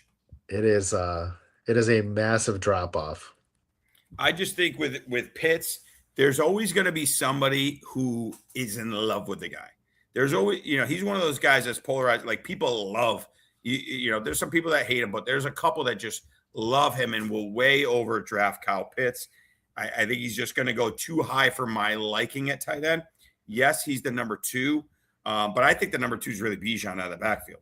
I mean, both Penix and Tua love checking down, and that's why Bijan is just such an animal. Again, you can't go wrong, Bijan or Gibbs. I'd probably take Bijan, but that's just me. I just love Bijan. I know it's a sickness. Love the guy. The big question, I think, in their training camp, though, is who emerges as the wide receiver 2. Does it matter who emerges?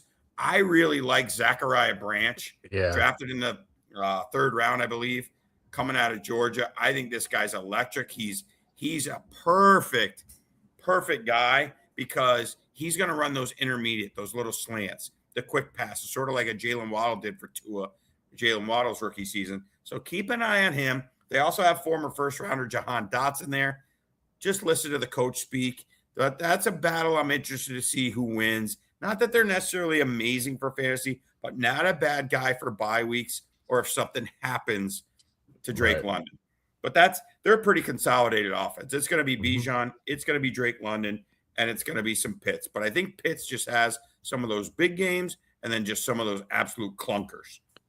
Yep.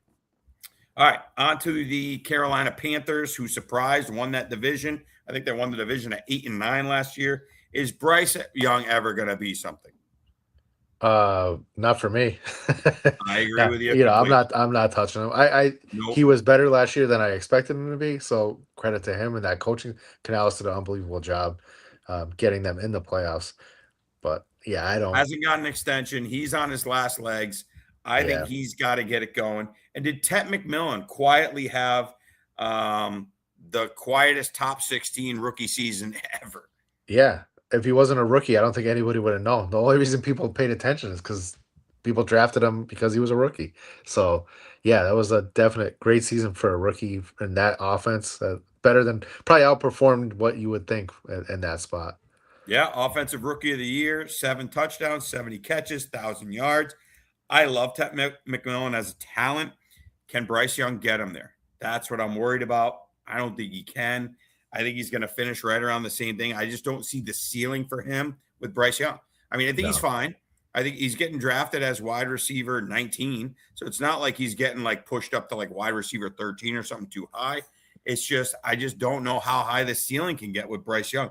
I love Tet McMillan in Dynasty. I think he is probably one of the top 5 most underrated receivers in Dynasty football because it's just quiet. Nobody likes Bryce Young, which I don't blame him. And then how about Jalen Coker? He were throwing a dart on late. They paid him pretty good money, but again, just not a high. They're predicted to be the 20th highest scoring team in the NFL.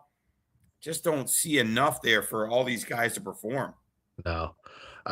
You're drafting McMillan. You're drafting one of the 2 or maybe the 2 backs, and that's probably about it in that offense. The rest of them, they're going to be bye week fillers that you pick up, and I don't really see anybody that you're going out of your way for.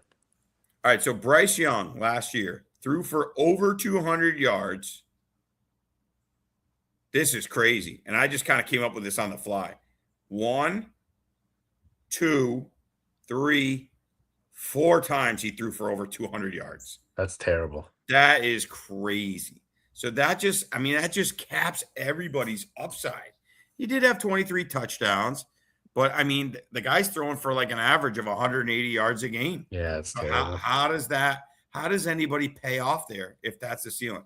But I think in Dynasty, you want to get Coker, you want to get Tet, because I think there's going to be a new quarterback in town next year, unless he really, really, goes nuts and they go 10-7.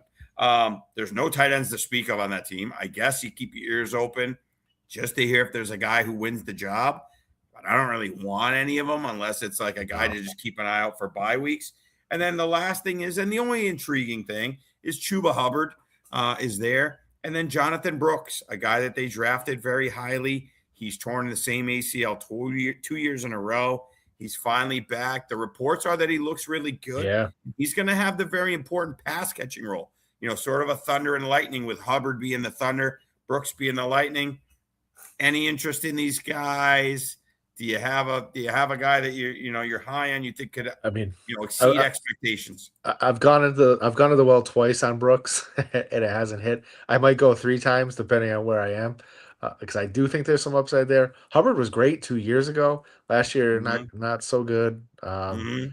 Again, situation late, maybe, but nobody that I'm killing myself to go get. That's for sure. Yeah, I'm kind of avoiding it. I think Jonathan Brooks is being overrated here. I mean, Yeah, his draft position is not that high, but he's going at RB 36 ahead of that's high yeah, for a he's guy going with ahead of 2 A. Rashad White. I'd rather have him. I'd rather have Jones and Mason. I mean, I guess there's not that many guys I'd rather have above him. I mean, he's worth the dice roll. I just think 2 torn ACLs, the same one. You got a limited offense. Maybe he becomes a great pass catcher. It's possible, but I think Hubbard is going to get the majority of the work. Hubbard's going Yeah, to get the touchdowns. If Hubbard falls, do I hate him as an RB4 or an RB3? I guess I don't no, hate him, but there's just no upside. I'd rather swing. I like swinging for the fences more with those guys at that position. yep, Hubbard's at RB29. I think I'd rather roll the dice on RJ Harvey at 31. I'd rather take Dobbins at 35. I'd rather take a Rashad White. I just don't Monangai at draft. 34. I Yeah, just don't there's some see guy. any upside. Yeah, I guess he could be if you take some. Okay, so here's this. Maybe if you take like a Cam Scattaboo, right? Let's say you take a Scattaboo who's very risky, right? Kind of risky as your RB2. Or you take, let's see, who's another. Maybe you take the discount on Josh Jacobs, right? Because he's kind of falling. You take him as your RB2. Or you take Travion, who's kind of a Travion. roll of the Right. dice, right? Or you take Tootin or Jadarian Price, who I think those guys have huge upsides, but they also Mhm. have very low floors. Then maybe you pair him with a Hubbard where, hey, Hubbard, he's going to go, 16 carries for 75 yards, and you hope they get a touchdown. Yep. He's a safe floor guy, right? Yep. That's my take. Yeah, you're avoiding the Panthers. Yeah, if I can. I love Tet for Dynasty because I think there's a new quarterback in town next year. And then I think he's a top 12 to 14 talent. But with Bryce Young, I'm thinking Cam Young might golf. But if you have Bryce Young and he threw for 4 times over 200 yards, that's crazy. That's terrible. That's That's crazy. terrible. That is so bad. All right, Rams, one of the easiest teams in the league. Easy. Skip. My big question, how high do you take Puka? Puka or JSN in redraft? Oh, Puka. I would take Puka. You're going Puka? I think it's just safer. So Yeah, I need Puka's wide receiver too. You're not taking Puka over Chase, are you? No. There you go. I mean, But, what else are you going to do? Puka no. wide receiver too. There's only so much you can say there. Can Devontae Adams get there again with all those touchdowns? Does he have one more season in him? I'm sorry. What was the question? Devontae Adams. Does he have another season in him? I mean, that's he's going that's off the at real question. Wide receiver 26, he's going. I mean, he relied a lot on touchdowns. Only had 789 yards, but 14 touchdowns. Loved him in the red zone. Yep. Loved him in the red zone. Not a lot of catches. So in that role, yeah. So I guess it depends on what you're looking for and who your one is when you go to draft, right? Do you want to be touchdown dependent, or do you want somebody that's going to produce catches and yards too? So wide receiver 9 in PPR, and he's going off the board. Wide receiver 26 this year. That's crazy. But now, can Stafford do it again? I mean, historic season. Yeah, there's going to be QB1 with no rushing ability. Yeah, there's got to be some kind of regression there. I mean, 46 touchdowns. You don't see that. I mean, I read a stat yesterday where take out last year, and that's what he had total the 2 years before. So, yeah, there's regression there, which probably, if that happens, that knocks Devontae Adams down a little bit because that's probably why you're seeing that wide receiver 26 price tag. Yeah. So, yeah, they're still going to be great. They are getting old, and that's the thing. All the hype around the Rams, they are old in a lot of places. And what happens with old teams? It could get ugly quick. It's either going to really work or it could get very ugly very fast there. Yep. And then you got Blake Corum, Kyron Williams. They're kind of like the same line as the Swift Manon guy. Yep. Kyron Williams usually gets two. these guys are like one of those ones. So Swift and Monungai. Who's the other one we talked about? Well, we got this one here. These are those backfields that if one of the two guys gets injured, the other guy could go to the moon. Yeah. Right. If something happens to Monungai and Swift is the guy, he could be top 10 every week. If Kyron Williams is there and Corum gets hurt, Kyron Williams would be a top 10 back every week, right? So just keep an eye on those things, and they'll obviously go way up. But I think Kyron Williams is, he's one of those boring guys, sort of like a Javonte, just keeps producing. He's RB15, just keeps producing every year. 239 points last year. I mean, Kyron Williams, I think he's been top 10 the last 3 years. I mean, it's hard to argue with it, but he's just boring. Everybody keeps waiting for him to lose the job. He's been RB9, RB7, RB7. Yeah. He's just solid, man. They trust him. They love him. And you could draft him probably 6 spots below that, at least. So, he's going RB 15. Yeah, so great value. You want every piece of the Rams offense you can get one of those guys. That was a good question. Did you see that question that Crooked Gamish just put I up missed about? it. No, can you throw that back up there? Oh, goodness. Huge. The whole thing tanks. But I guess at the same time, though, if you look at it, I think if Stafford was to go down, I don't think it's Ty Simpson. I think Garoppolo comes in. And it's a drop off.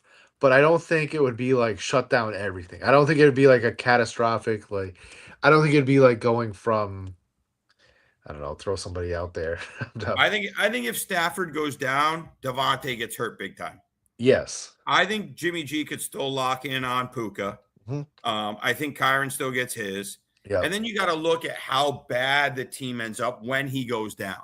If he goes down late and they're out of the playoffs, they probably see what they got in Simpson. Right. If they're still in the playoff hunt. If he goes down early, like it's week 3, last year, they're still going to try to win games. I think Jimmy G gives them the best chance to win games. Yep. But if it ends up being Ty Simpson, I would be a little bit nervous just too early. I think he needs a year to sit. If they're still in the playoff hunt and Garoppolo's in there, I think Devontae gets hurt the worst. Yep. I think he just, especially if you go back and remember the show Receiver on Netflix, Jimmy G. Did you watch the Receiver? No, I don't get rid of Netflix. Watched it? I cheaped out. I got rid of Netflix. I cheaped out. It was great. It was Kittle. They followed Kittle. I think that was the Kittle year. One of the years they followed Kittle. It was Amon-Ra, Devontae, and I think Kittle, or it was Debo. It might have been all 4 of them. Devontae Adams does not like Jimmy G. Like, Jimmy G almost got him killed a few times, and there's a few clips of him on the sideline saying, this dude's going to get me bleeping killed. So there's not a lot of love lost. I think if Stafford went down and it was Jimmy G, I think Puka still gets there. I think he drops a little. I think Puka probably drops to out of top 2. I'd rather have JSN. So put it this way. If Stafford hurts himself tomorrow and they say we're rolling with Jimmy G, I think Puka drops to like wide receiver 7, wide receiver 8. I was going to say 7 because at that point, give me Jefferson, give me A.J. Brown, give me Drake London. Yeah, I agree with you. Yep. I think he drops around Nico. Yep. I think I'd still maybe take him in front of Nico, but I'd drop him probably to wide receiver 8. He's kind of in that Nico, Drake London, Puka tier. Again, if Jimmy G is the quarterback. But, listen, McVay's unbelievable. He's going to find a way to get his guys the ball. All right, Seattle Seahawks. Is there, can JSN repeat? Or is this one of those years where, hey, now everybody goes, listen, we are double teaming, triple teaming, whatever we got to do to not let this dude beat us. And we're not afraid of Cooper Kupp. We're not afraid of Shaheed or Torrey Horton. Is JSN, are we paying for his ceiling or are we paying safely for a top 5 guy? Both. I think you're paying for a ceiling, but his ceiling is a top 5 guy. So you're paying what he's worth. Like you said, there's nobody behind him that you're scared at all of. Every team doubled him last year. It doesn't matter. I mean, everybody tries to stop him last year. It doesn't matter. He's that good. Really, the other 2, you're really only drafting maybe Shaheed if you're in a league where you get points for kick returns or punt returns. A dart throw guy at a bye week, I guess, but he's so far ahead of the rest of them that he's a guy I hate in lineup leagues because he's just going to have 4 or 5 huge games, and the other 11 or 12, you're going to be disappointed. I avoid those guys when you have them on your bench. You go, hey, I'm a big underdog in this matchup. Let me throw Shaheed in and see if I can catch lightning in a bottle. He's Right. great in best ball. Tough to see a regular role, especially with Sam Darnold. And my other question was, does Darnold turn back into a pumpkin? Did he catch people off guard last year? I think with a good surrounding cast, he can lock in on one receiver. Yeah, I think he is what he is now. I don't think he's a pumpkin. I think the pumpkin days are over. I think he's established. I mean, he was QB 13 last year. So you want to talk golf underrated? QB 13 is nothing to Was sneeze he at. that high? That's I thought I that's had what him this at has him at. QB2. QB 13 is what He I was QB 13. Holy yeah. crap, man. So, you know, Jeez. yeah. I mean, granted, that's Lamar being dinged, but you look at who's behind him, and it makes a ton of Burrow sense. being So, ding, bunch of guys being ding. yeah, a couple guys getting hurt. Mahomes not having a great year. So, but QB 13, and he's going at 23, 24, somewhere in that low 20s this year. Here's where I think the value is with the Seahawks. I don't think it's with the wide receiver 2. Okay, if last pick of the draft, you want me to take Cooper Kupp. Could he catch lightning in a ball, catch some TDs? Sure. The value's got to be in the running back. I mean, this is a team that wants to play D, that wants to be a running team, play action to JSN. And you're giving me Jadarian Price, who a lot of people didn't love. They think they reached a little bit at RB, but Kenneth Walker's out of town. Charbonnet, I don't think starts the year. I think he's going to be. I don't think so. At least he's not starting the season. He got that injury late. And you're going to give me a rookie they drafted in the first round at RB 26. I think that's a great value and great touchdown upside. And a great environment. So there's the opportunity even more than talent. When you look at some of the guys ahead of him, I like his situation better than like a Bucky Irving or a Trevion Henderson. Yeah, I agree. I think he's safe. And honestly, sure, I would take him over Montgomery given situation. Better offense, better line. I think you can make a case. What I'm hearing on the podcasts I listen to and the word on the in the fantasy football streets is a lot of people are thinking he's the new version of Clyde Edwards-Helaire, where he got overdrafted. Everybody got so fired up for him being on the Chiefs.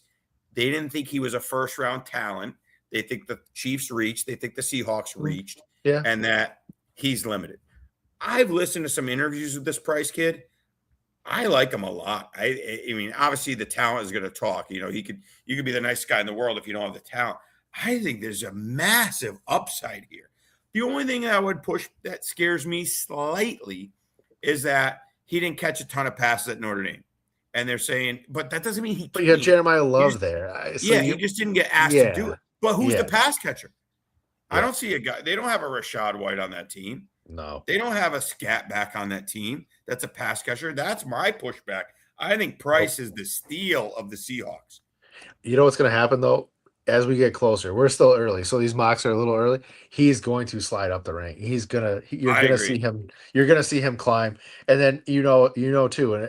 In every league you play in, how many guys draft rookies because they love the newness and the sexiness of drafting that. Oh rookie. Yeah. So I think he's gonna go from like 27 to more like that 19-20 range. If I was to guess. You're going to see some guys slide. You get a little clarification on is Josh Jacobs suspended. Somebody's going to get hurt. He's going to jump up. You're not getting him at 20. I don't think you'll get him at RB 27. I agree. And Charbonnet, you're looking at like a late October, early November return. Now, when he returns, will that hurt? For sure, because they clearly like Charbonnet. Sure, he's gonna get eased back in. These guys year one after an ACL don't typically play very well. And this kid has every opportunity to take the job and become the bell cow. I think at 26, he's a great roll of the dice. That's my biggest edge.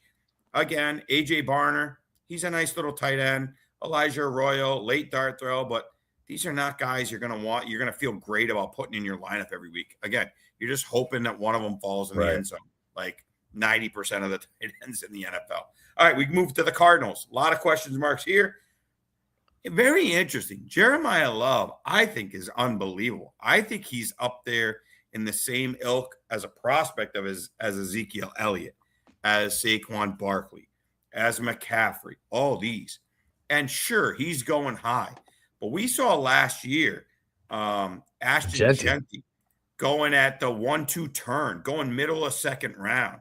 And now Mhm. you've got Jeremiah Love going early third. So it's a little discount. I think people are nervous that we saw this story with Tyler Algier being with the Falcons and stealing a bunch of touchdowns.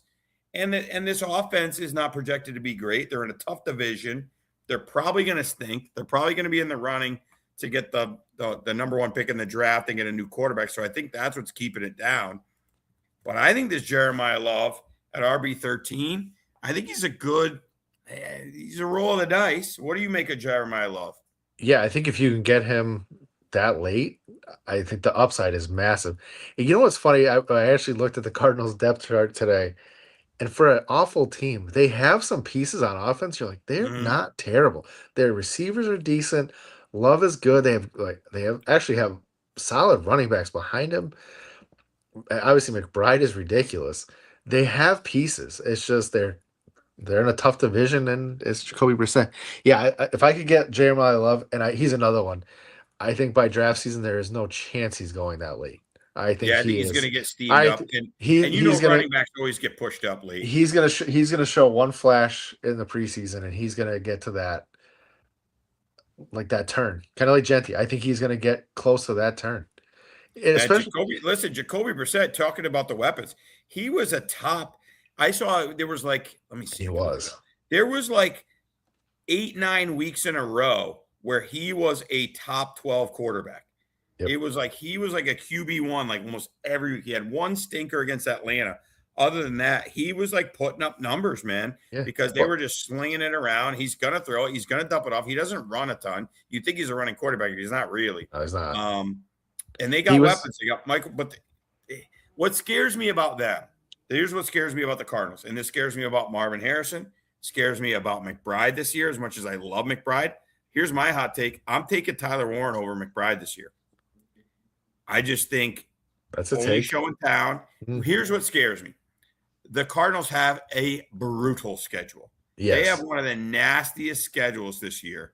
It is brutal. I mean, I Yep. don't have it right in front of me to go nuts, but it's brutal. Like Yeah. they legitimately could be like 1-9, Yes. 0-8, something like Yep. that. And if that's the case, they may just go for the number one pick. They may throw that Carson Beck out there to the Wolves, who I think stinks. I think Carson Beck's terrible. And then the whole offense could go to absolute shit. It's true. And you're going to It's get scary. regression from McBride. McBride had the third best fantasy season ever by a tight end. He So went berserk. there's regression coming there no matter how you slice it. He's not doing that again. Yep. So yeah, you're probably spot on. And we went through the Cardinals when we did that over under, and they're underdogs in every week. I mean, their schedule is they might Brutal. not, they could be the next Lions. They might not win a game, honestly. Yeah. I like Jeremiah Love where he's at. I think that's a fair price tag on the upside bet. If I take him as my RB1, he's going as RB13. I'm definitely taking a safer RB2 and probably a safer RB3 because he's an upside swing. Yeah. So I do like it. But I'm kind of avoiding the pass catchers a little bit. I'm definitely fading McBride this year at his price tag. I mean, your first pass catcher is Marvin Harrison, who I think I think he's going to have some good weeks, but I am scared to death of them late in the season. I'm so scared of them late in the year if they go in the tank. And what do I care about most? I care about the fantasy playoffs, right? And I think some of that is just knowing you're right. If you're in a league where you have 12 teams and 8 teams make the playoffs, that's 75% of the teams. I'm really worried about the playoffs. I really look at that playoff schedule. Fair. And that just scares me. If Carson Beck's out there, just like some of the Jets guys scare the crap out of me. If they say, let's throw Clay Klubnik to the wall. I mean, those guys, Bryce Young can't throw for over 200. What the heck are Carson Beck and Cade Klubnik going to do? So I think that's the big story with the Cardinals. They scare me. And then we go finally, last but not least, the San Francisco 49ers. And I think this is a team. It could go very well. They could also really, really tank. Does McCaffrey have another season in him with all these touches? And of course, hey, we're going to lighten his load. They say that all the time. When the games start, it doesn't happen. Are you fading McCaffrey, or are you okay taking him where he goes with like the 7th, 8th pick overall? I am fading. Especially if you buy into the every other factor for Dak, McCaffrey's the ultimate every other year. Too many touches. He's getting old. Do I think he could be the number one player again? Sure. I don't think he is. I think last year was a lot, and I think you're going to see the effects this year. And I'll be right back. Yeah, so I've done a bunch of these drafts, like I told you, and I've been in that 5, 6, 7 slot, even 8, and I've been taking Amon-Ra St. Brown over him every time. And the reason is, I talked about it earlier. I love this little cluster of running backs in the second round. So if I have like the 7th pick, okay, and McCaffrey's there or Amon, I'm taking Amon, and then I come back with the two. Gosh, what would that be? That would be the 205, right? Which is like the 17th pick. I've got my choice of Henry, Achane, Chase Brown, Ken Walker. Saquon doesn't usually slide to me, but I love that Ken Walker, Chase Brown, Achane. So I'd rather go Amon-Ra and get that crazy safe, safe receiver. I think he's one of the safest plays in football. And then take one of those running backs. I guess your counter argument could be, if you like McCaffrey, you go McCaffrey, and then you come back with A.J. Brown. But I agree with you. I think they are going to actually try to lighten his load a little bit. And then just all these touches and the injuries. He's one of those guys. I had him in a couple leagues last year, and actually I traded him late. Every time that guy goes down on a tackle, you are just it's so stressful, man. It's so stressful having McCaffrey because he goes down awkward all the time, and every time he gets, he got up. Oh, thank God he got up. He's so nerve-wracking to have. I just think Amon-Ra is so much safer. Would you go Jonathan Taylor or Christian McCaffrey? Taylor. James Cook or McCaffrey? I don't think. Well, we lost you, Jay. Luckily, we're getting near the end of the show, man. We're getting close to that 2-hour mark, which is the cutoff by Drizzy Jen. All right. We lost Jay for a second. Hopefully he comes back. I think I take Cook over McCaffrey. And then the last thing, Mike Evans, does he have a shot to lead the league in touchdowns? Absolutely. And then the big question is, can Kittle return to glory? This is an aging team. I think Evans is worth it. The juice is worth the squeeze. I think Evans going off at wide receiver 24. My problem is he's going right around McLaurin. He's going right around Luther Burden. He's going right around Jalen Waddle. I think he's a good value. I mean, all Mike Evans does is produce, but he is getting up there. I think he's the guy you want to have. You want to take a shot on Pearsall late, go for it. I think in camp, you want to keep your ears open to who wins that backup role. The backup running back in San Francisco is always, always valuable. So just keep your ears open, whether or not it's Jordan James, who they drafted 2 years ago, or Kaleon Black. One thing I will tell you about Shanahan, when he locks in and likes a guy, he locks in and loves a guy. So find out who wins that backup running back job. That's a huge one to know. Kittle, they're saying, should be ready for week 1. Do we see a little down year? I think when he's on the field, he's still awesome. And then just, can Pearsall stay on the field? When he's on the field, he's produced. I mean, the guys, I think he's only played probably 7 games or something. Let me see, Pearsall. He's played only a handful of games the last 2 years, but when he plays, so last year he played 4 games, okay? 4 games before getting banged up. He had 200-yard games.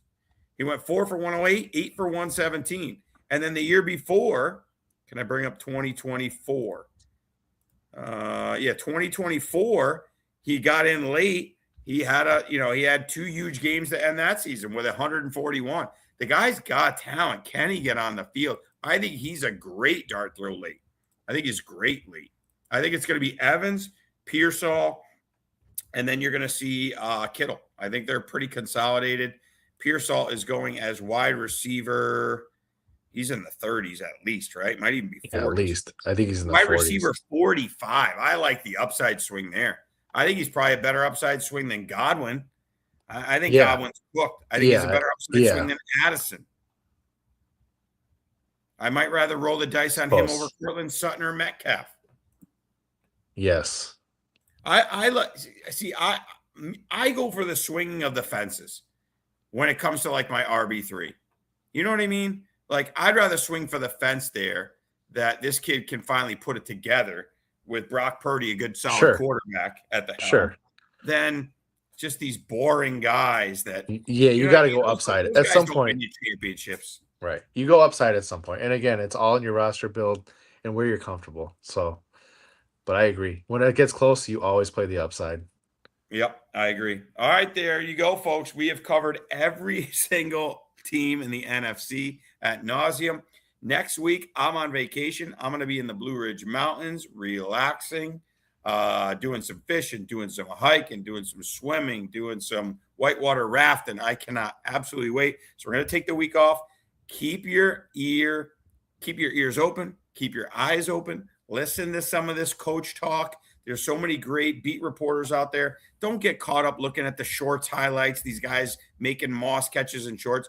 Just listen to what the coaches say and try to keep your ear on that. Draft season is going to be here before we know it. We're in the dog days of summer. Jay, thank you as always. We'll see you in 2 weeks. We'll come up with an idea. By then, we're going to have a ton of news. And so we'll find out. Enjoy the World Cup final this weekend. Enjoy the British Open weekend. I'll be driving up to the Blue Ridge Mountains. Drizzy Drin on the other side of the glass. Thank you very much. Go get that cherry Coke for your girl. Appreciate you being out. Hopefully it's been DoorDashed already. Or if you got to walk across the Publix, go get it. Enjoy summertime. Enjoy this weekend. And enjoy NFL getting closer and closer by the day. Peace.